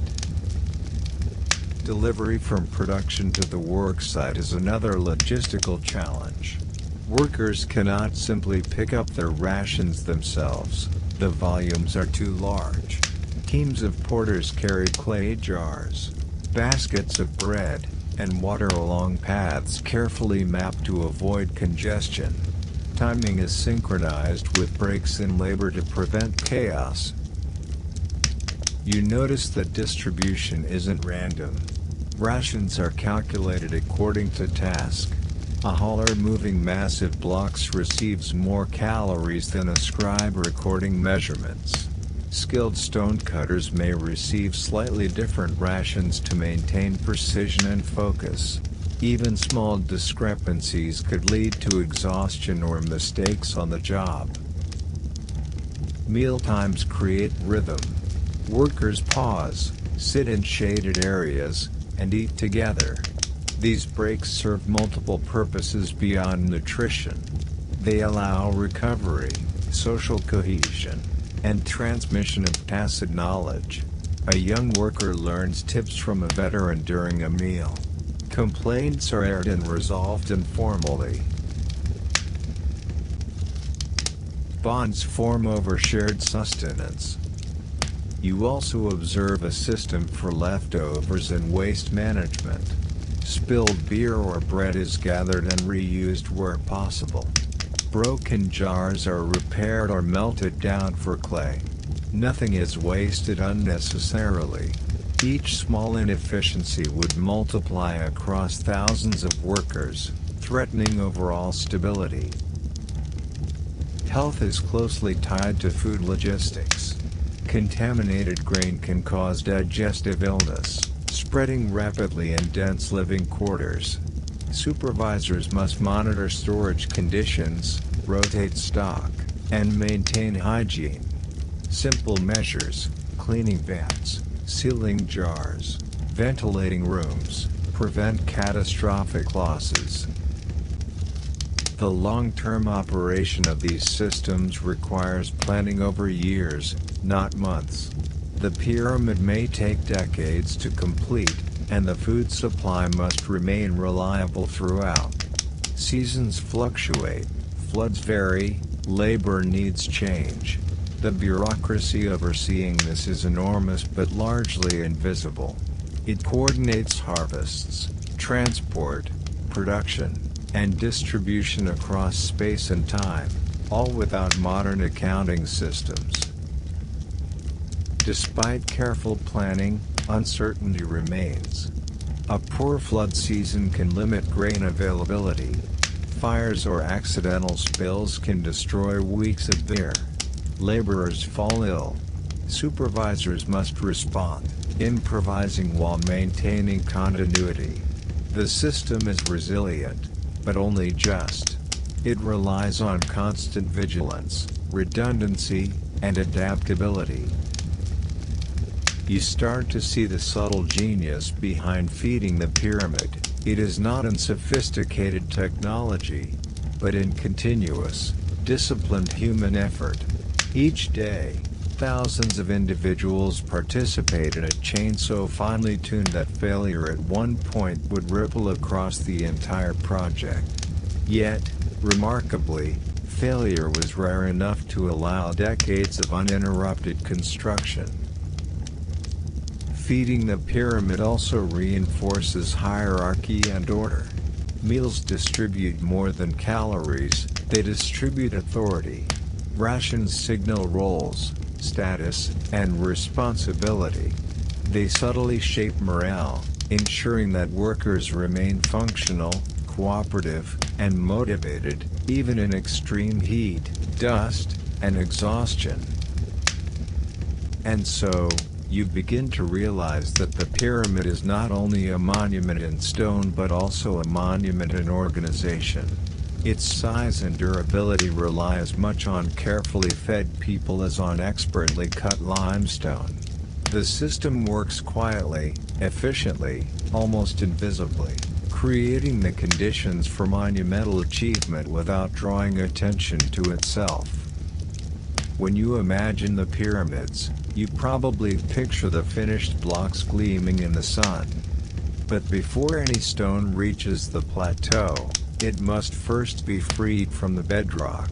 This is the story of quarrying, the first step in a chain of labor that transforms solid rock into a monument lasting thousands of years. The quarries are not quiet. They hum with the steady rhythm of chisels striking stone, the scraping of abrasive sand, and the occasional shout coordinating a lift. They are typically located a few kilometers from the construction site, close enough to transport stones, but far enough to exploit the natural deposits of limestone, granite, or basalt. Limestone, the primary building material, is relatively soft but still formidable when worked with copper tools. Quarrymen use chisels to cut channels along the desired block. These channels mark the edges of the stone to be freed. Then they drive wooden wedges into the cuts. When water is applied, the wood swells, gradually prying the stone free. This method, slow and meticulous, allows workers to remove enormous blocks without cracking them prematurely. Granite presents a far greater challenge. It is denser, harder, and less forgiving. Quarried mostly in Aswan, hundreds of kilometers upriver, it requires careful planning for extraction and transport. Workers use pounding stones and abrasives to shape blocks before shipment, carving them to near finished size to minimize the need for reshaping at the pyramid. You notice how skillful quarrying requires knowledge of geology as well as physical strength. Workers must read the grain of the stone, identify natural fractures, and plan cuts accordingly. One wrong strike can ruin an entire block, wasting weeks of labor and food. This is not guesswork. It is observation passed down through apprenticeships, often learned from family members who worked in quarries for generations. Quarry work is highly organized. Teams are assigned specific roles: cutters, sand carriers, wedge preparers, transporters. Labor is rotated to reduce fatigue, and supervisors monitor both quality and progress. Records, etched into limestone or written on papyrus, track quantities, dimensions, and delivery schedules. Efficiency is key, because the pyramid cannot rise faster than the stone arrives. Daily life in the quarry is harsh. Dust fills the air. Hands are cut and calloused. Feet ache from uneven surfaces. Water is scarce, and shade is minimal. Accidents happen. Blocks slip, wedges break, workers fall. Yet, like the village, the quarry operates on routine and coordination. Workers endure because each block removed brings the pyramid closer to completion, and each day of successful labor is a small victory over natural resistance. Transport from quarry to pyramid begins almost immediately. Sledges, rollers, and ropes are employed to move blocks across desert sands. Some stones are transported along the Nile by boat during the flood season, taking advantage of high water levels. Planning must align perfectly with seasonal conditions. A delay in river transport can halt progress for months. You start to notice the interconnectedness of the system. Quarrying does not exist in isolation. It depends on food supply, labor organization, weather patterns, and transport logistics. Each part of the chain is as fragile as it is essential. A failure in one area delays everything downstream, from cutting stones to laying casing blocks on the pyramid. Tools, as always, are limiting factors. Copper chisels dull quickly, wooden wedges break, and sand must be replenished constantly. Quarry workers develop subtle techniques to stretch the limits of their equipment, alternating chiseling patterns, using water to soften the stone, or working in shifts to preserve tool life. Patience and careful observation are as important as muscle. Even at the beginning of the pyramid, precision matters.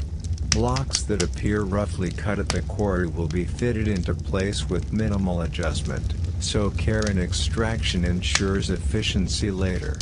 Mistakes made at the quarry reverberate all the way to the top of the pyramid, where poorly shaped stones could disrupt alignment and stability. The quarry is also a social space. Workers form informal hierarchies, share knowledge, and maintain routines that sustain morale. Songs, jokes, and repeated gestures break monotony, while supervisors enforce discipline to prevent accidents and ensure productivity. The combination of camaraderie and order allows the human chain to function reliably, even in harsh conditions. As you stand beside a freshly cut limestone block, the full scale of the challenge becomes clear. Each stone, heavy enough to crush a person, was separated from solid rock using nothing more than hand tools, water, sand, and human ingenuity. The effort is staggering, the methods painstaking, and yet the system produces consistency at a scale few modern projects could match. Having freed a massive limestone block from the bedrock, you now face the next monumental task, moving it from the quarry to the construction site. It is easy to underestimate this phase, because the distance is short in miles but immense in effort. Each stone weighs multiple tons, yet the tools available are remarkably simple: sledges, rollers, ropes, and sheer human labor. You see workers prepare the sledges. These are large wooden platforms, sometimes reinforced with rope bindings, carefully measured to fit the stone. The block is placed on top, and workers position rollers or wooden poles underneath. At first glance, it seems almost absurd, such massive weight resting on crude materials, but the method works through friction reduction, leverage, and coordination. The biggest secret to moving a stone is surface preparation. The desert sand is moistened. A thin layer of water reduces friction dramatically, allowing the sledge to glide forward with less force. One modern experiment estimates that a 2.5-ton block can be moved by a team of 20 to 30 men using this technique, though larger blocks require more workers. You realize that knowledge of physics, unwritten but observed, is embedded in daily practice. Teams are carefully organized. Leaders position themselves strategically, coordinating the pace, adjusting for uneven terrain, and shouting commands when obstacles arise. Workers take turns to prevent exhaustion. Fatigue could cause injury, damage the stone, or break the sledge, any of which would slow the entire project. Transport along the Nile plays a major role for stones from distant quarries, particularly granite from Aswan. Here, logistics become even more complicated. Boats must be built and maintained, river levels must be monitored, and timing must coincide with the seasonal inundation. A miscalculation could strand stones for months. Back on land, moving stones across the plateau requires imagination. Ropes are looped around the sledge, while hundreds of workers pull in unison. Wooden levers lift the sledge over small obstacles. Inclined planes are created to navigate uneven ground. Progress is incremental, painstaking, yet remarkably steady. You notice how the movement of stones dictates the rhythm of life in the village. Bakers, brewers, and water carriers coordinate with transporters. Meals are timed so that workers are at peak energy when the heaviest pulls occur. Tools are sharpened and ropes repaired continuously to prevent delays. The entire village operates like a single organism, attuned to the movement of each block. As stones near the pyramid, temporary ramps are constructed. These ramps vary in design: straight inclines, zigzags, and layered terraces, all built to handle different angles and heights. Earth, mud brick, and limestone chips are used to create stable paths. Workers reinforce the ramps constantly, adjusting for subsidence or erosion. Here you begin to see the brilliance of slow, incremental engineering. The ramps are not permanent monuments, they are tools for movement, carefully tailored to the limits of manpower and friction. The workers do not need machinery. They need patience, coordination, and a deep understanding of force distribution. Lifting stones into place at higher levels is the ultimate test of coordination. Teams use levers, inclined planes, and counterweights. Stones are positioned carefully, with constant measurement to ensure alignment. Each misaligned block could compromise the structure, so precision is paramount. Throughout this process, you realize that pyramids are less monuments to raw power than to human organization. They are the result of thousands of people understanding and respecting limitations of stone, of rope, of muscle, and applying themselves with relentless consistency. Small mistakes in transport are tolerated only minimally. A slipped block can be salvaged by repositioning and adjustments, but constant errors reduce overall efficiency. This encourages careful supervision, systematic rotation of tasks, and incremental improvement of techniques. You begin to appreciate that quarrying and transport are inseparable. One cannot succeed without the other. Efficient extraction is useless if stones cannot reach the site, and transport techniques cannot be perfected without a reliable stream of blocks from the quarries. The two systems exist in delicate harmony. Yet, even as the ramps rise and stones climb higher, a lingering question remains: how did workers ensure that each massive block, hauled across desert sands and lifted hundreds of feet into the air, ended up in exactly the right place?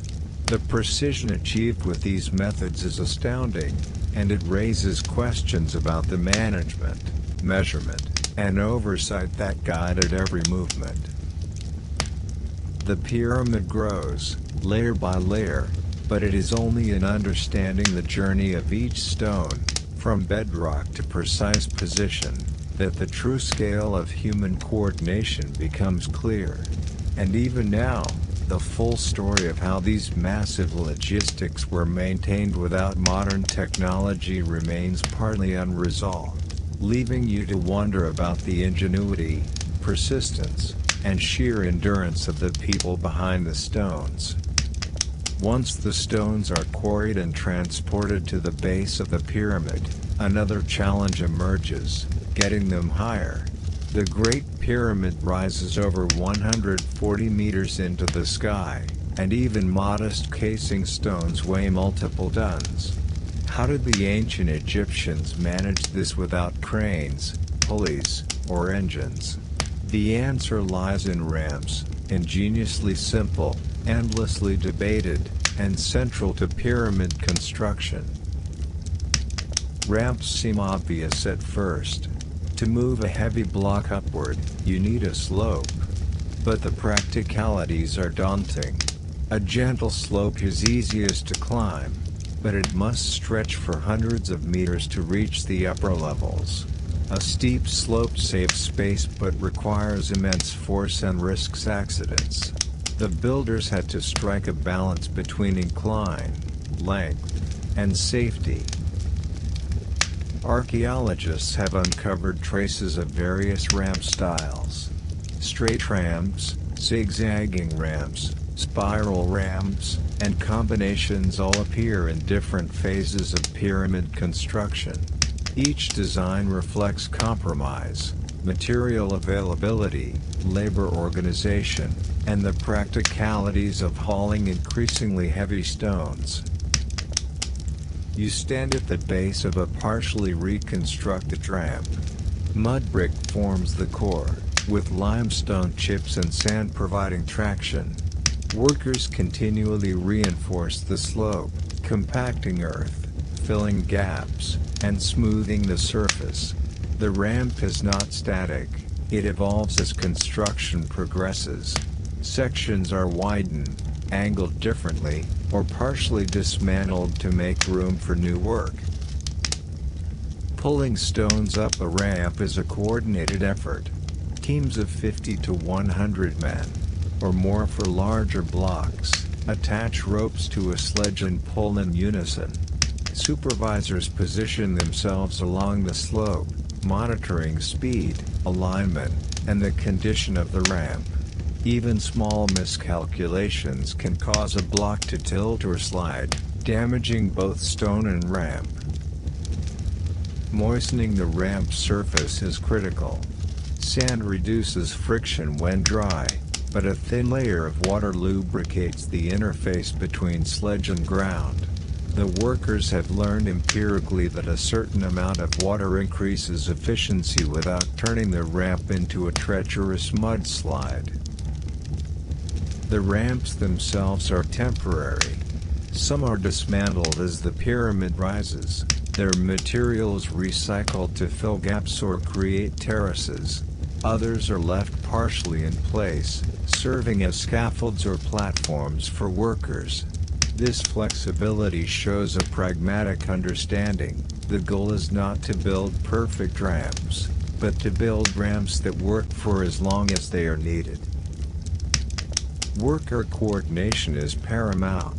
Pulling a block too quickly risks breaking ropes, too slowly, and time and energy are wasted.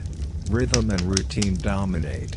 Chance or commands synchronize effort, while teams rotate to prevent fatigue.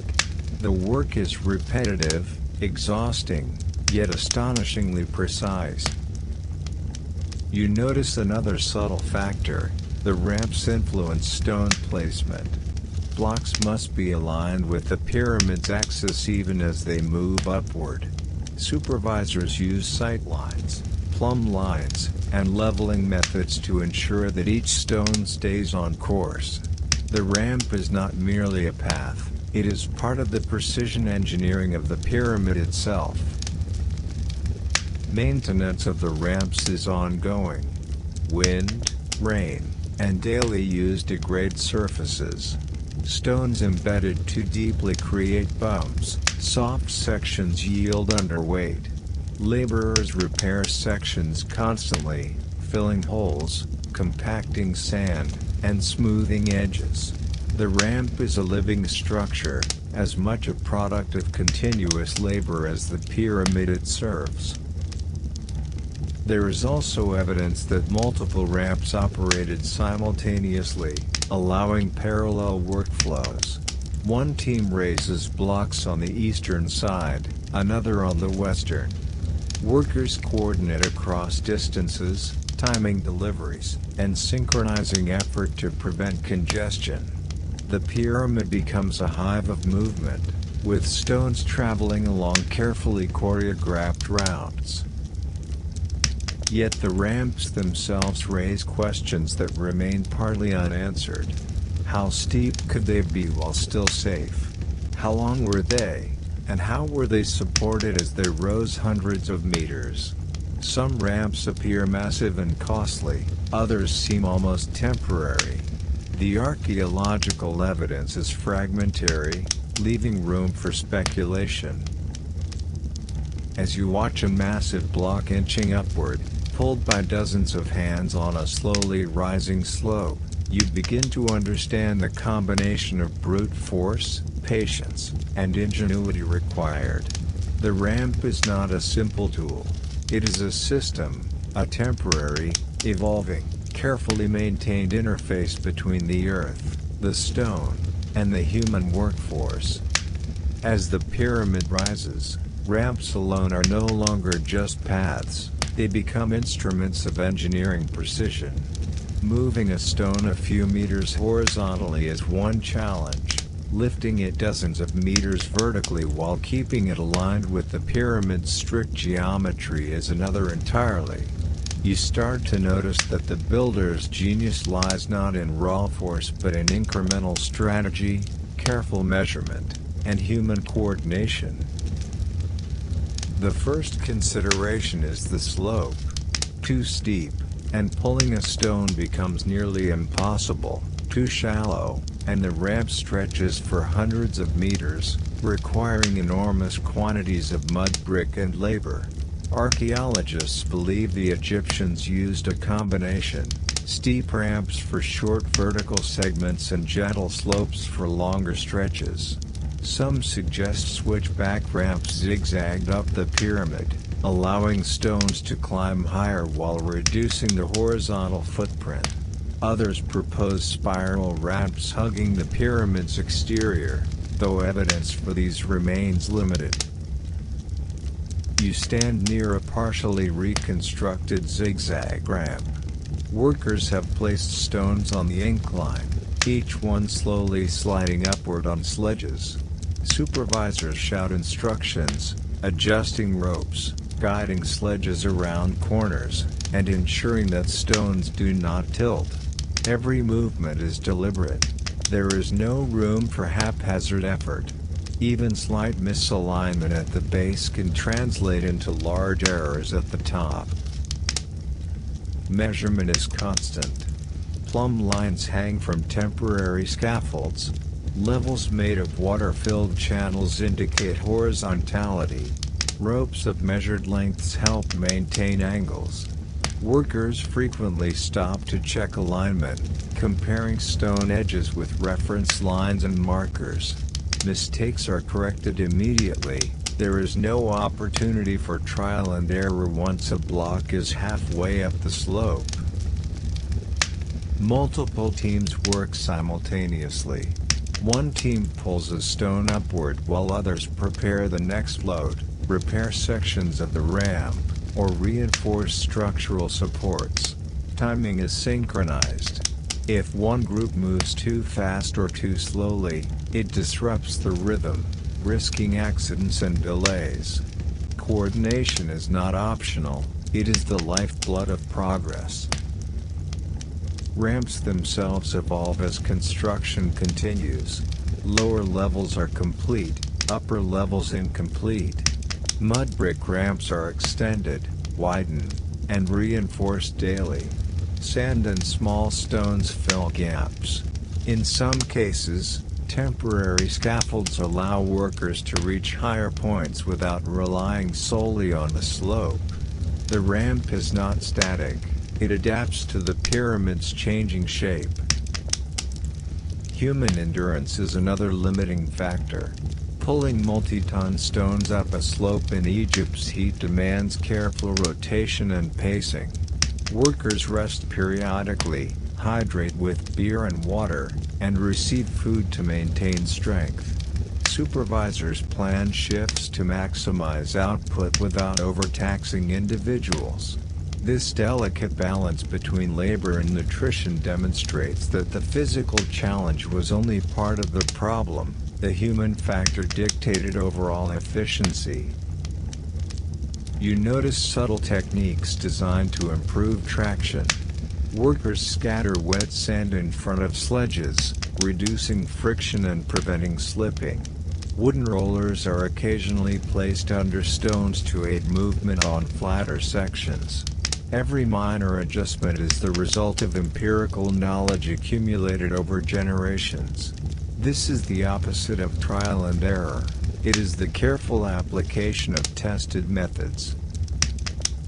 The placement of each block is equally meticulous. Stones are aligned with the pyramid's grid, with corners and edges checked repeatedly. Supervisors often use sight lines extending from the base to the top to ensure consistency. A misaligned stone can create cumulative errors, so precision is embedded at every stage of movement. Ramps are not permanent features, they are tools, constructed only to serve the immediate needs of lifting. Once sections are complete, ramps are partially dismantled, the material reused to fill terraces or create new ramps for higher levels.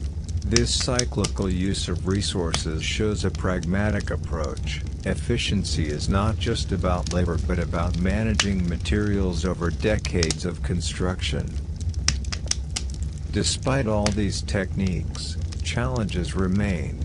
Weather can erode ramp surfaces, sand shifts under heavy loads, stones can slip.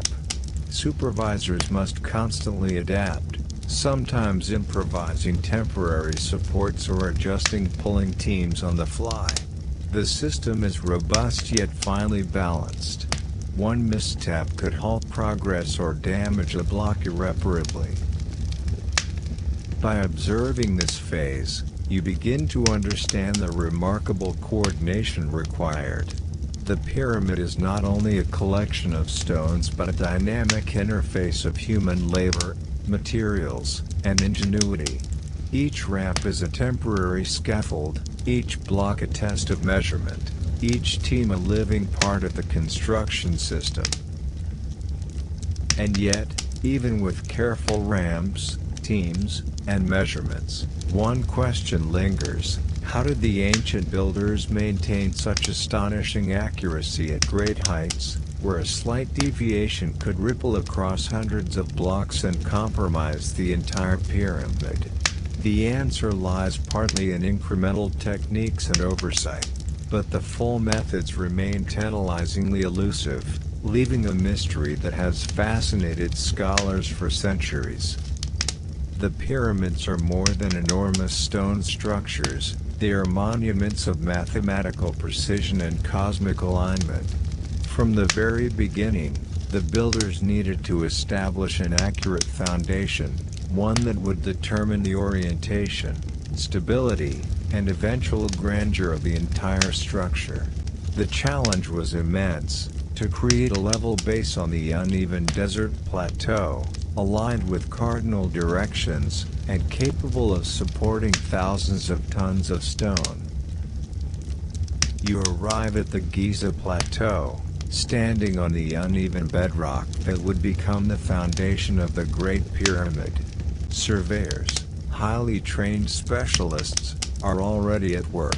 They are not using compasses, levels, or modern tools.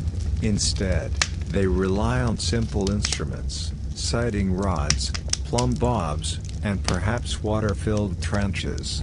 Yet the results are astonishingly precise. Leveling the plateau is the first priority. The ground must be flattened to within a few centimeters over hundreds of meters. Workers carve shallow channels and fill depressions with sand, mud brick, or crushed limestone. Water may be used in trenches to check horizontal surfaces. The reflection reveals uneven areas. This process is painstaking, repeated day after day. The slightest slope could compromise the pyramid's stability or alignment. Once the plateau is level, surveyors establish cardinal directions. The ancient Egyptians were keen observers of the night sky. The circumpolar stars, stars that never set, serve as a reference. Using simple sighting instruments, they align the pyramid sides precisely north, south, east, and west. The Great Pyramid's orientation is within fractions of a degree of true north, a level of accuracy that continues to amaze modern engineers.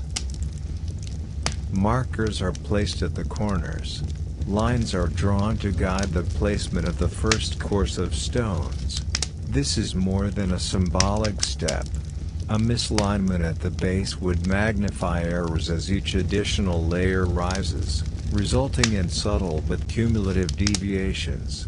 Precision here is literally the difference between a stable pyramid and structural disaster. You notice how small adjustments are made. Surveyors measure diagonals, checking for squareness. Stones are slightly trimmed or leveled to ensure they fit perfectly. Every block is part of a broader geometrical plan that considers the pyramid's height, slope, and orientation simultaneously. The first stones are laid with extreme care. They are larger and more precisely cut than many subsequent blocks. These stones bear the weight of thousands of tons above them, so their placement is critical.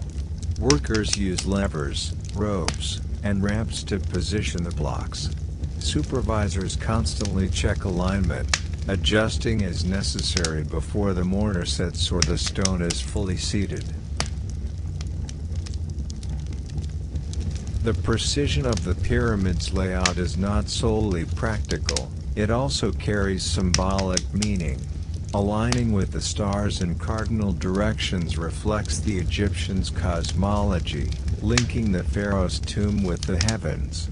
The pyramid is simultaneously a tomb, a monument, and a cosmic instrument, designed to endure on multiple levels, structurally, socially, and spiritually. Even small errors are noticed and corrected. When slight deviations occur, stones are shaved, gaps filled, or the next layer adjusted to compensate. The builders demonstrate an iterative approach, continuous measurement, adjustment, and correction, long before modern survey techniques existed. Worker coordination is again central. Teams of laborers, masons, and surveyors work in harmony. Each action, from trimming a block to checking a line of sight, affects the next. Communication is constant.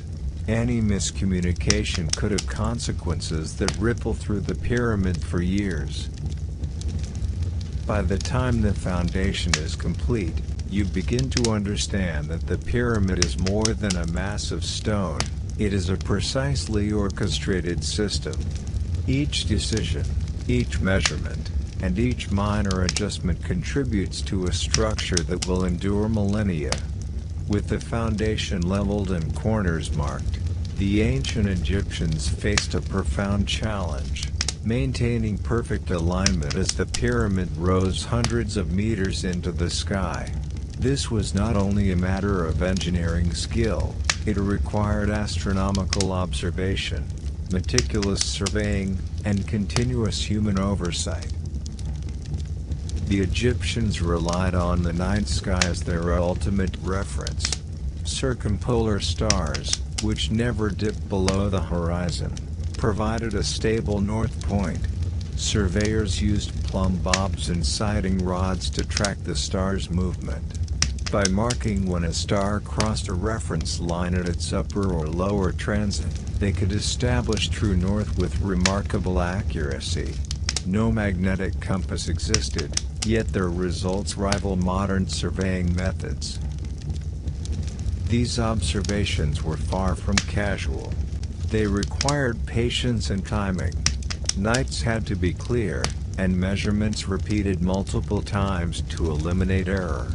Teams of astronomers and surveyors worked together, noting shifts in star positions over weeks or months to refine alignment. The process was iterative and slow, but essential to the integrity of the structure. Once celestial directions were determined, surveyors translated them to the plateau. Lines were drawn using ropes stretched between corner markers, and diagonals measured to confirm squareness. Water-filled trenches helped ensure that horizontal levels were consistent across the base. A single misalignment could distort the pyramid's slope, so adjustments were made meticulously at every point. As the pyramid rose, verticality became a critical factor. The builders could not simply stack stones without guidance. Plumb bobs were suspended from scaffolds to check vertical lines. Sight lines extended from one level to another allowed masons to verify angles. Even minor deviations were corrected immediately, demonstrating an awareness of cumulative error that modern engineers still admire. The precision extended to block placement.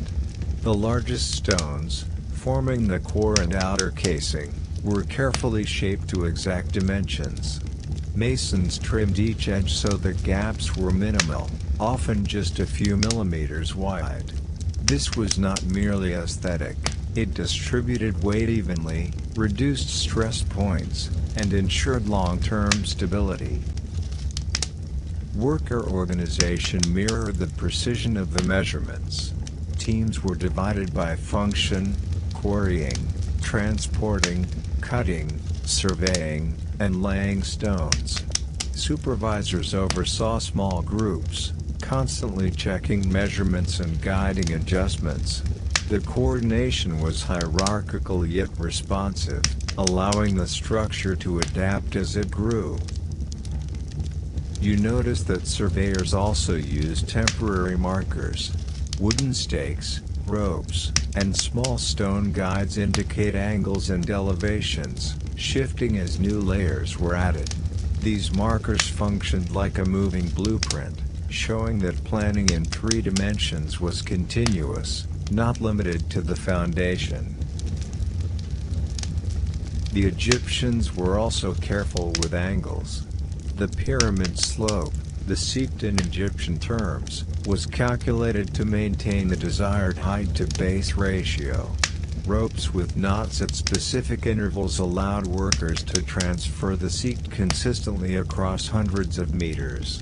These small tools translated complex geometric calculations into practical construction methods.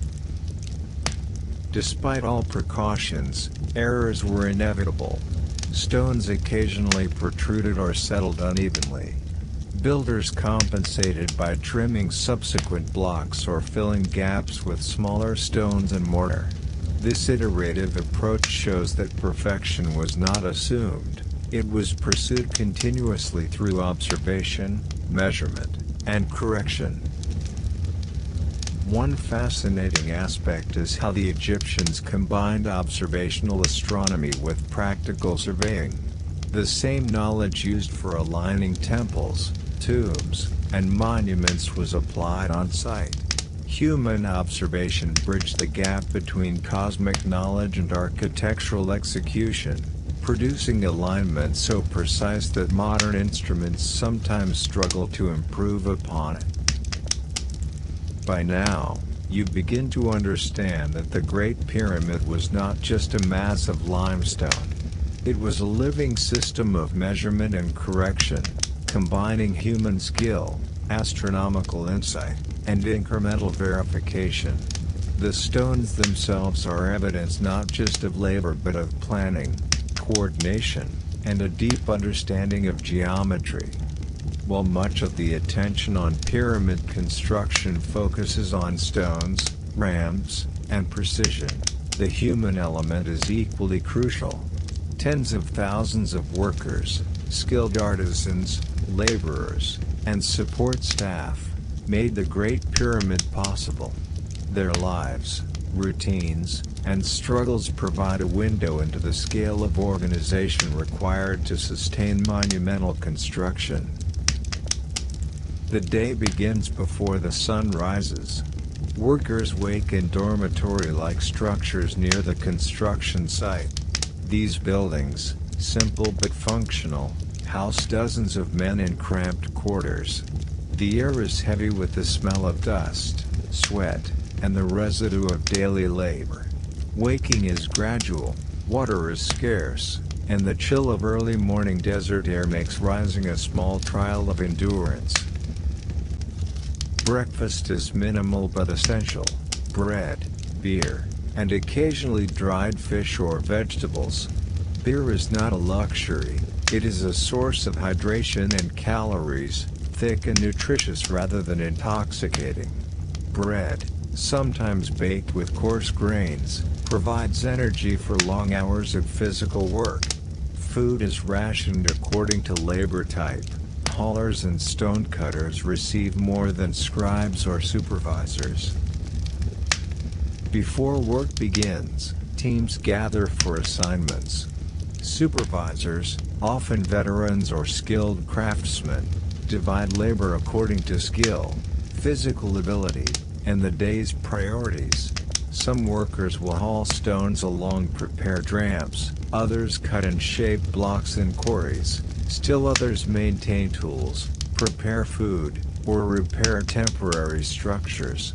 The day's work is mapped with precision, with each role designed to maintain efficiency. Clothing is minimal: linen kilts, simple sandals, and occasionally head coverings to block the sun. Workers are exposed to harsh conditions: direct sunlight, dust, abrasive stone surfaces, and extreme temperatures. They rely on routines and pacing to endure long shifts. Mistakes can be painful. Slipping on a sledge or mishandling a block can result in serious injury. You notice rituals embedded in daily labor. Work songs and chants coordinate effort, particularly when hauling or lifting stones. These rhythms synchronize team movements, reduce fatigue, and maintain morale. Even in repetitive tasks, music and chant provide cohesion, turning labor into a coordinated human wave. Breaks are brief but structured. Midday meals are consumed in shaded areas. Water and beer are distributed efficiently, often by specialized carriers. These pauses serve not only for nourishment but also for recuperation and social interaction. Information, techniques, and advice are exchanged during meals, forming an informal apprenticeship system. Medical care is rudimentary but surprisingly attentive. Healers attend to injuries, often using herbal remedies, bandages, and splants. Work is adapted for injured individuals whenever possible. Chronic or serious injuries may reassign workers to lighter duties, ensuring that labor continues without total loss of personnel. Discipline is strict but not brutal. Hierarchies ensure efficiency: supervisors command, laborers execute. Complaints and disputes are handled internally to prevent disruptions. Workers know that cooperation is essential, not only for personal safety but for the collective success of the project. Beyond physical labor, many workers are artisans. Carvers, masons, and scribes apply specialized skills, shaping stones with precision, recording measurements, or preparing markers for ramps and alignments. These individuals enjoy a higher status and slightly better conditions, reflecting the value of skill in a labor-intensive project. Housing and community infrastructure also reflect careful planning. Dormitories are arranged in blocks, with shared cooking areas, sanitation facilities, and communal spaces. Social cohesion is encouraged to maintain morale and productivity. Even small comforts, a shaded area, clean water, or orderly sleeping quarters, enhance the effectiveness of the workforce. As the sun rises higher, the pyramid grows layer by layer, a visible testament to coordinated human effort. Every block moved, every stone shaped, and every meal consumed is part of a vast, interdependent system. The workers themselves are as crucial to the pyramid's survival as the limestone that forms its outer shell. And yet, even as you observe this bustling human ecosystem, a question lingers: how did the ancient Egyptians maintain morale, prevent exhaustion, and avoid conflict among tens of thousands of men working under harsh conditions, for decades on end? The answer lies in a mix of organization, routine, and social engineering, a mystery as integral to the pyramid as any stone. The work of constructing a pyramid is unimaginable without understanding the human logistics behind it. Tens of thousands of people labored daily, yet the project continued for decades with astonishing continuity. This continuity relied on meticulous organization, labor rotation, and careful attention to the physical and social needs of the workforce. At the heart of this system were labor gangs, often called corvée teams in modern scholarship. These groups were subdivided according to task and skill. Some teams hauled stones along ramps, others shaped blocks at quarries, while another group maintained ramps and scaffolds. Each gang was led by a foreman, usually a seasoned worker with experience on previous projects, who ensured coordination and efficiency. Rotation was key to maintaining health and stamina. Laborers were rotated between strenuous tasks, lighter work, and even rest periods. For instance, hauling multi-ton stones for hours would be followed by work in quarries cutting softer limestone, giving muscles a chance to recover. This rotation prevented chronic exhaustion, reduced accidents, and optimized productivity over long stretches. Food provision was integral to sustaining energy. Bakers prepared hundreds of loaves daily, often in nearby kilns, while breweries produced nutritious, low-alcohol beer. Meat, dried fish, and vegetables were added when available, especially for teams performing the heaviest labor. Archaeologists have found evidence of large-scale storage facilities, granaries, and ovens near pyramid sites, demonstrating logistical sophistication. You notice the hierarchy extended beyond labor organization. Skilled masons and artisans were provided better tools, more comfortable accommodations, and higher quality food. Their expertise was rare and invaluable. Mistakes could slow construction by months. Meanwhile, unskilled laborers were often younger or physically stronger men, whose value lay in endurance rather than skill. Sanitation and healthcare were surprisingly advanced for the time. Excavations at worker villages reveal communal latrines, drainage systems, and organized garbage disposal. Healers treated injuries using splints, bandages, and herbal remedies. Evidence suggests that workers with serious injuries were reassigned rather than dismissed, highlighting the Egyptians' pragmatic approach to labor management. Work was coordinated with seasonal cycles. River floods, weather patterns, and agricultural calendars influenced labor availability. During inundation, farmers often supplemented the workforce, contributing temporary labor for transport or hauling stones. This seasonal integration ensured that the project could proceed year-round without exhausting local populations. Social cohesion was reinforced through communal activities. Workers shared meals, sang songs during labor, and participated in rituals honoring the pharaoh. These practices were not merely ceremonial, they helped create trust and cooperation among large groups of men performing repetitive, physically demanding tasks. Unity reduced the likelihood of disputes that could disrupt construction. Even the construction process itself was designed to accommodate human limits. The blocks at the pyramid's base are larger and heavier than those at higher levels, allowing teams to adjust workload progressively. Ramps were built incrementally, preventing overexertion and maintaining safety.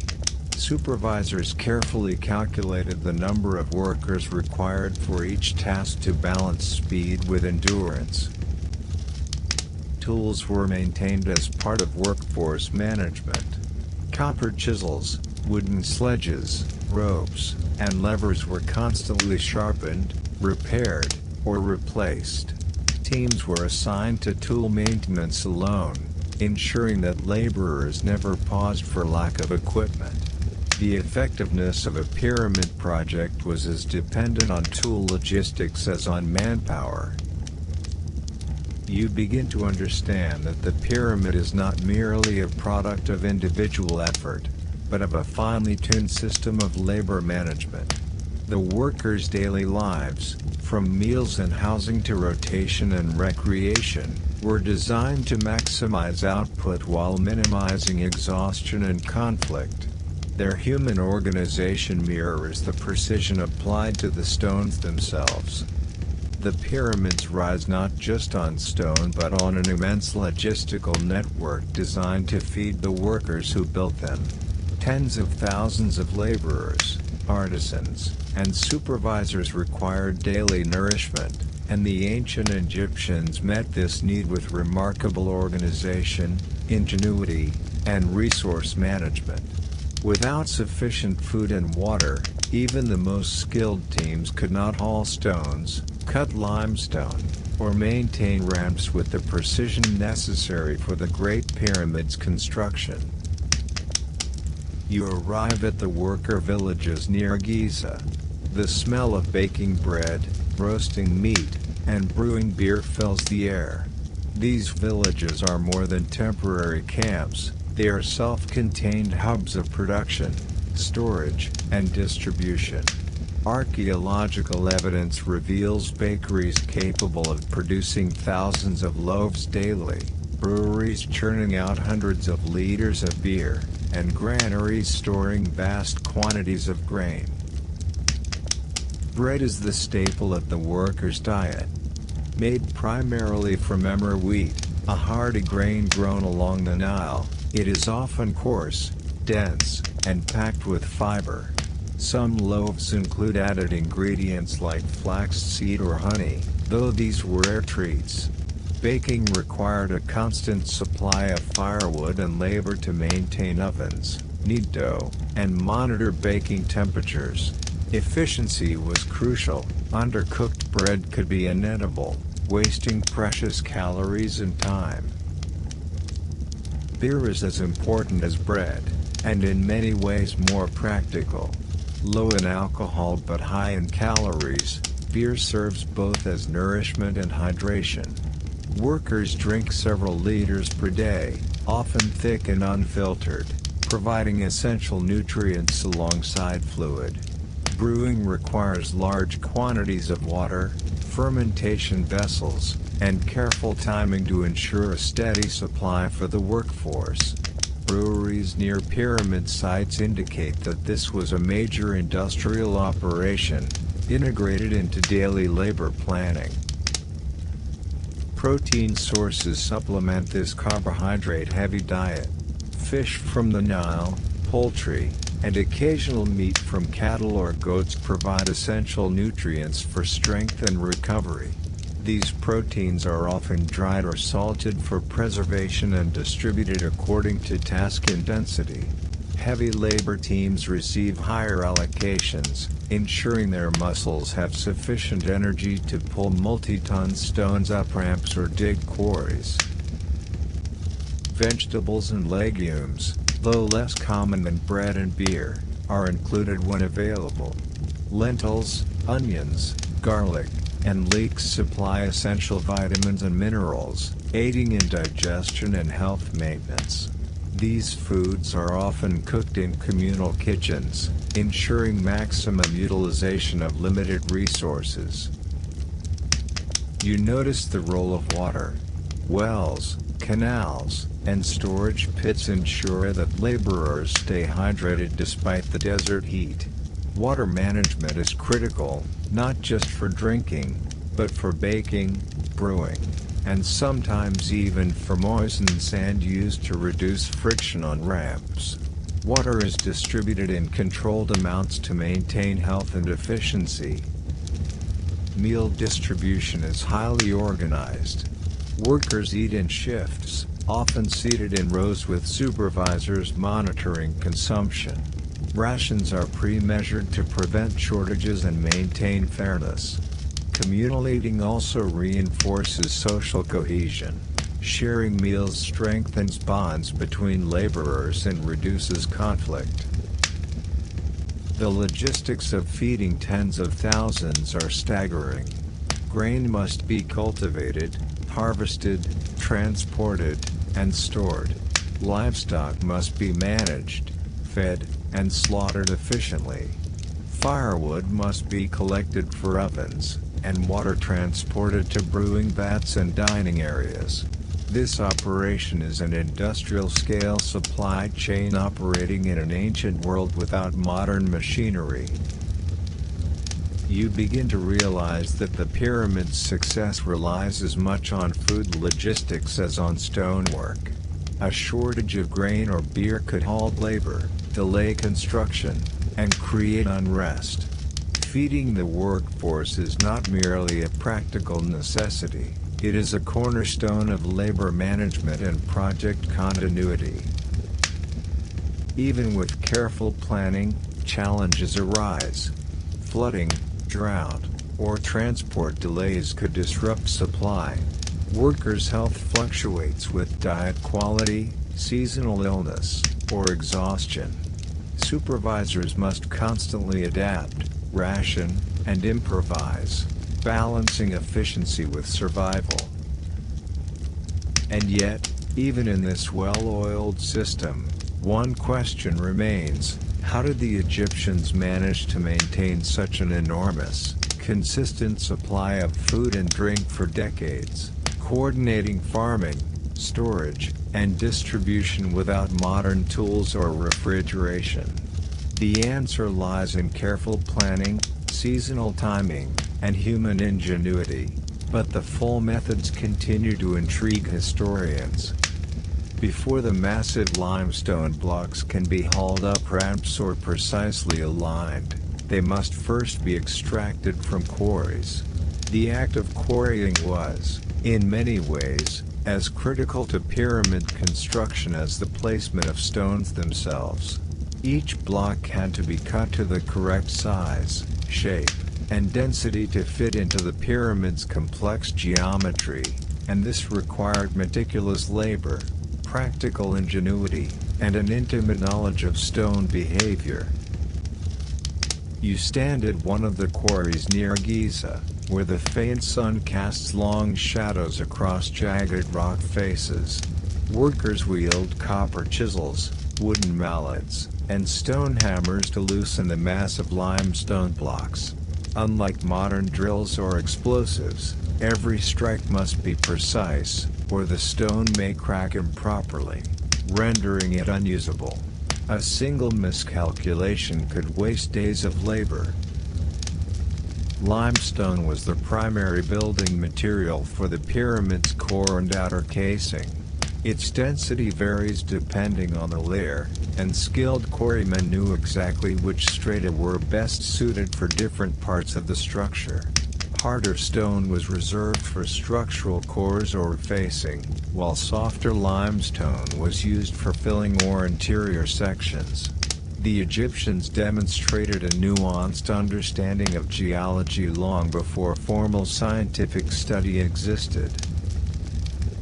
The process begins with marking the stone. Lines are etched into the bedrock to indicate the block's dimensions. Teams then cut narrow channels around the perimeter, forming natural seams for separation. Workers insert wooden wedges into these cuts and soak them with water. As the wood expands, the stone splits along the desired line, a clever technique that requires careful timing and observation. You notice the coordination required in the quarry. Some teams focus on cutting and shaping, others on hauling partially finished blocks to ramps, while a smaller group handles waste management, clearing debris to keep the site functional. Communication is constant, with supervisors ensuring safety, efficiency, and quality control. Even minor errors could slow production, disrupt schedules, or compromise the stone's integrity. Lifting and moving the blocks out of the quarry is equally complex. Workers place sledges beneath the stones, lubricate the path with water or sand, and coordinate pulling teams to transport the blocks to the pyramid site. This process is physically exhausting, requiring precise timing and rhythm to prevent slips or accidental cracking. Every stone is an exercise in patience, technique, and brute strength.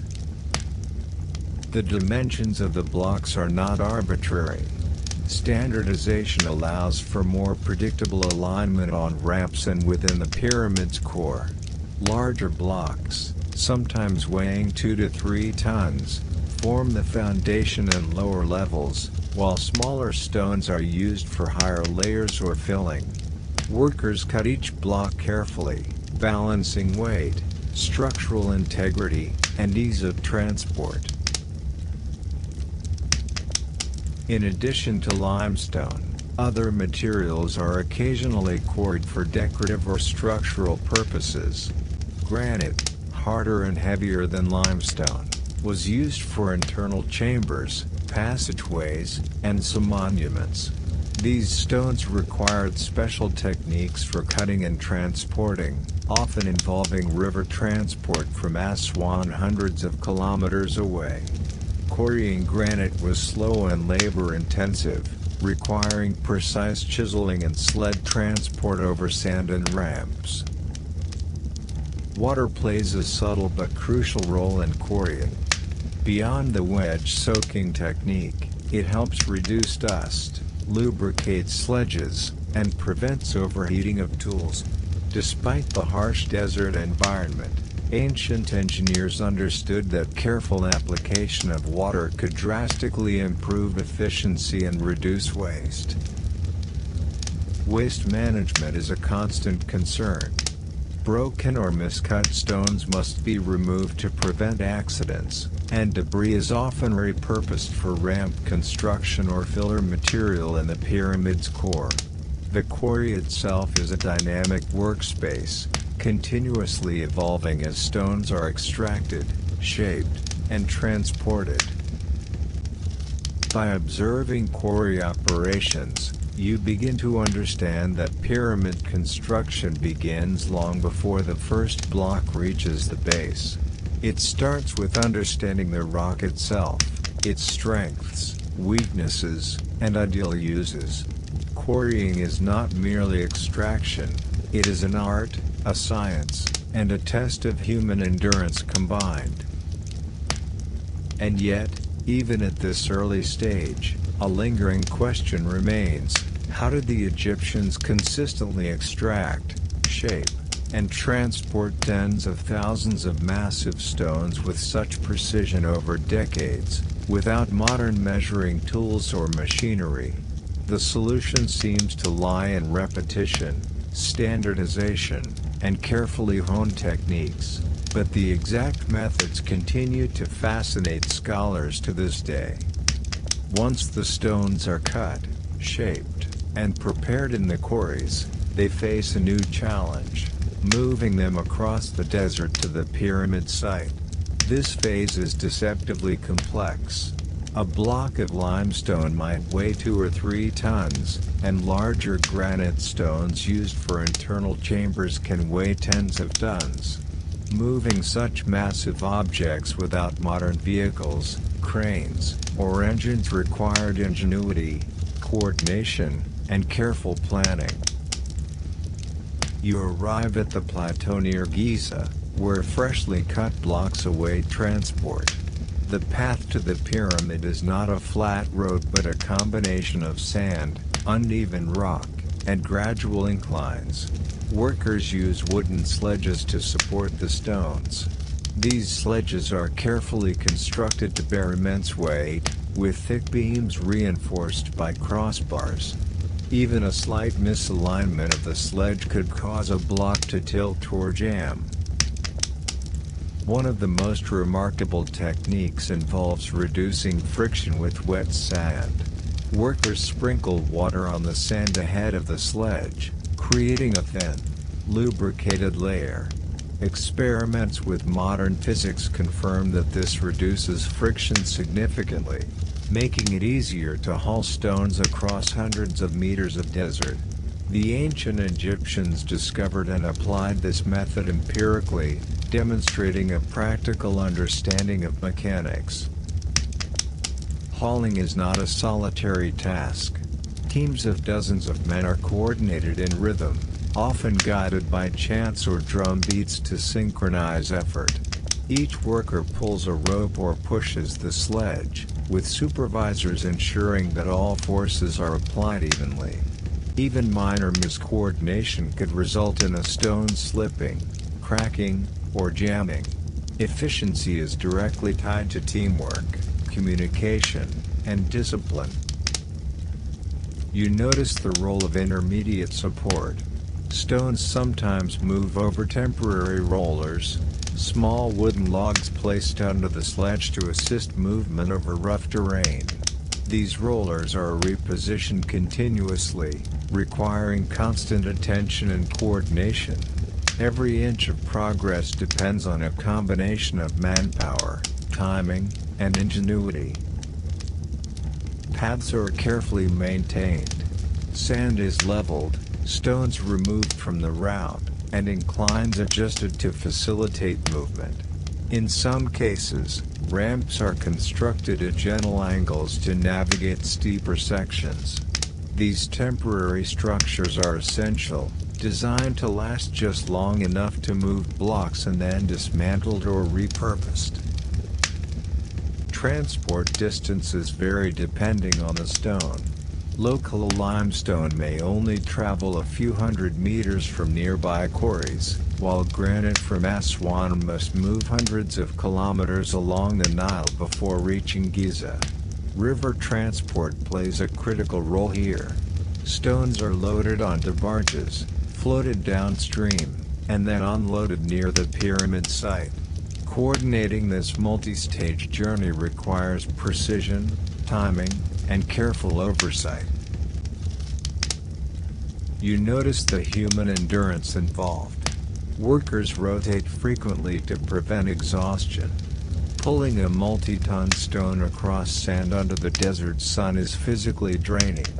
Supervisors schedule breaks, provide food and water, and maintain morale. Without this management, the workforce would quickly collapse under the sheer physical demands of the task. Logistics also extend to tool management.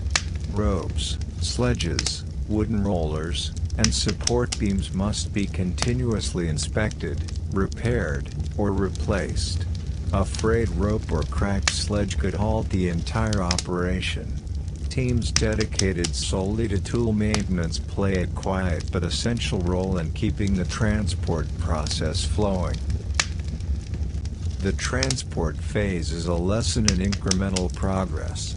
Stones move slowly, often just a few meters at a time, with constant adjustments and checks. This meticulous approach ensures that each block arrives intact, correctly oriented, and ready for precise placement within the pyramid. The journey itself is as much a part of the construction process as quarrying or lifting. And yet, even with careful organization, the question persists: how did the Egyptians coordinate such a massive, complex transport system, over sand, ramps, and rivers, without maps, vehicles, or modern machinery? The answer lies partly in trial, experience, and observation, but the full orchestration of human labor and mechanical ingenuity remains one of the most fascinating aspects of pyramid construction. Once stones arrive at the pyramid site, the next challenge emerges: how to move them hundreds of feet upward to construct each ascending layer. Ramps were the primary solution, though their design and construction remain a subject of study and debate. These ramps were not merely paths, they were carefully engineered systems, balancing gradient, friction, weight distribution, and labor coordination. You stand at the base of the Great Pyramid, observing the skeletal outlines of temporary ramps made from mud brick, limestone chippings, and packed sand. Workers have prepared multiple routes, adjusting angles and slopes to facilitate stone hauling. The ramps must be steep enough to reach higher layers efficiently, yet gentle enough for men and sledges to transport multi-ton blocks without risk of collapse or excessive labor. There are different ramp strategies, each with strengths and drawbacks. Straight ramps extend directly from the base to the construction level, requiring enormous quantities of material as height increases. Zigzagging ramps reduce material needs but lengthen the journey. Spiral ramps encircle the pyramid, allowing a more gradual slope but demanding careful curvature planning to maintain alignment. Whatever design is chosen, the ramps must accommodate thousands of stones over decades without failure. The ramps themselves require continuous maintenance. Sand and debris accumulate, slopes erode, and corners shift under constant pressure.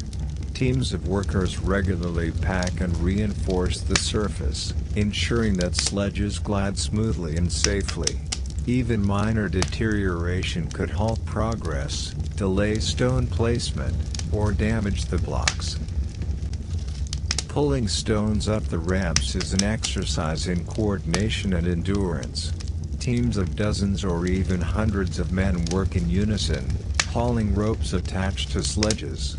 Supervisors pace the teams, using rhythmic chants or drum beats to synchronize movements. Lubrication with water or wet sand reduces friction, and small guide teams monitor the sledge's path, correcting tilts or misalignment in real time. You notice that ramps are often built incrementally. Rather than constructing a single structure reaching the full height, the Egyptians likely extended and raised ramps layer by layer, dismantling portions when no longer needed. This approach conserves materials while allowing gradual ascent in tandem with construction progress. The choice of materials for ramps is strategic. Mud brick is easy to shape and adjust but susceptible to erosion from rain or wind. Limestone chippings add stability and traction. Compacted sand fills gaps, creating a relatively smooth surface. Each layer of the ramp is carefully leveled to distribute weight evenly and prevent sliding or collapse. Labor organization on the ramps mirrors that of the quarry and transport teams. Pullers, pushers, guide teams, and water distributors all coordinate their movements. Rotation schedules prevent exhaustion. Breaks are synchronized to maintain a steady flow of work. Mistakes are costly. Slight miscalculations can cause sledges to slip, damaging stones or injuring workers. Even safety considerations play a subtle role. Ropes are strategically tied to control sledges, and spotters warn of shifting sand or uneven surfaces. Temporary barriers may be erected to prevent stones from sliding off the ramp. Though primitive by modern standards, these measures demonstrate the Egyptians' awareness of risk and mitigation strategies. By observing the ramp system, you realize that pyramid construction is as much about human ingenuity in creating infrastructure as it is about stone placement.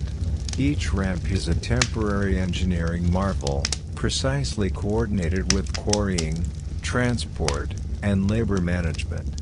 The pyramid rises not just on stone but on a network of dynamic structures designed to support thousands of workers and tens of thousands of tons of material. And yet, even at this stage, a persistent question arises: how did the Egyptians calculate ramp dimensions, angles, and materials accurately enough to move massive stones safely, layer after layer, without collapsing or misaligning the pyramid? The answer hints at empirical observation, trial and error, and generational knowledge passed down among builders, a slow accumulation of expertise that created one of history's most enduring monuments.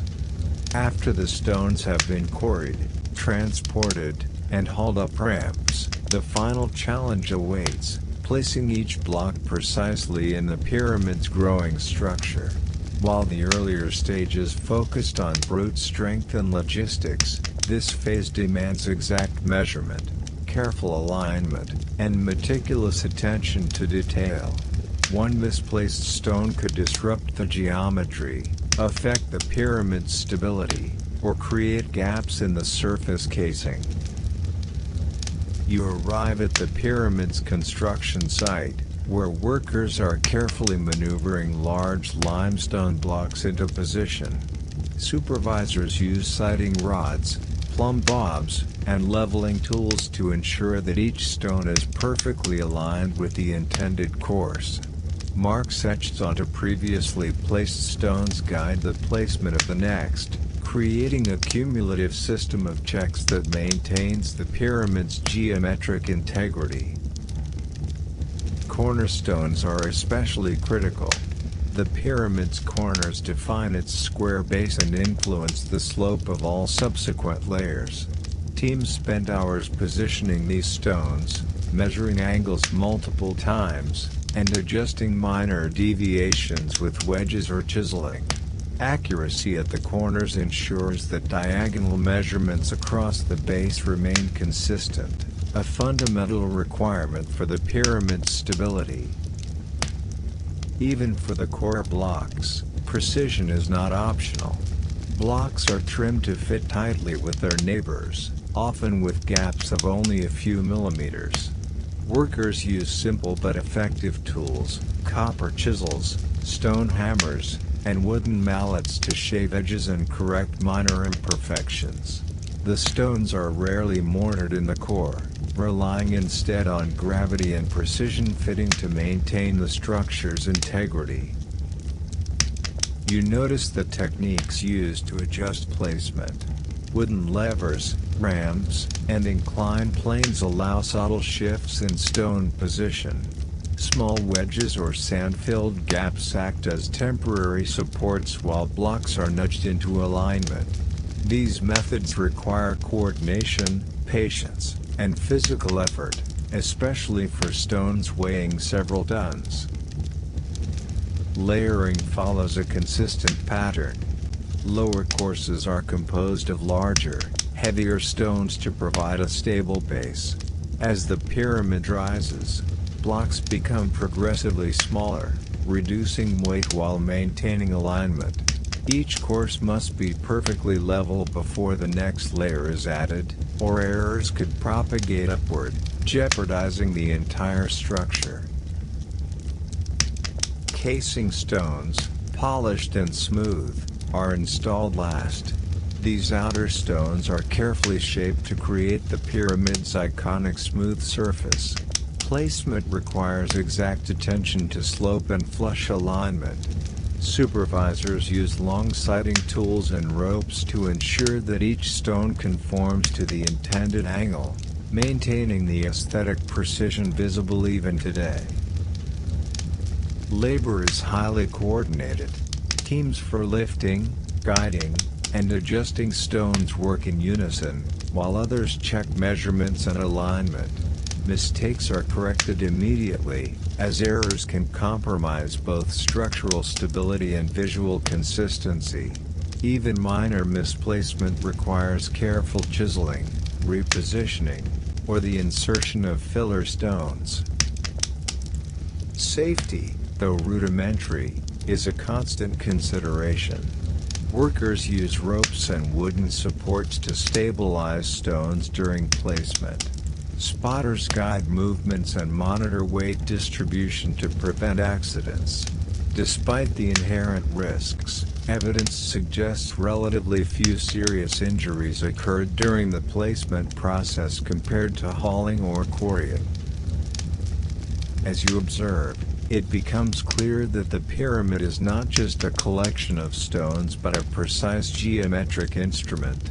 Each block is part of a coordinated system that combines measurement, observation, and human skill. The final placement phase demonstrates the Egyptians' ability to merge practical labor with mathematical and architectural understanding, a remarkable achievement for a society without modern technology.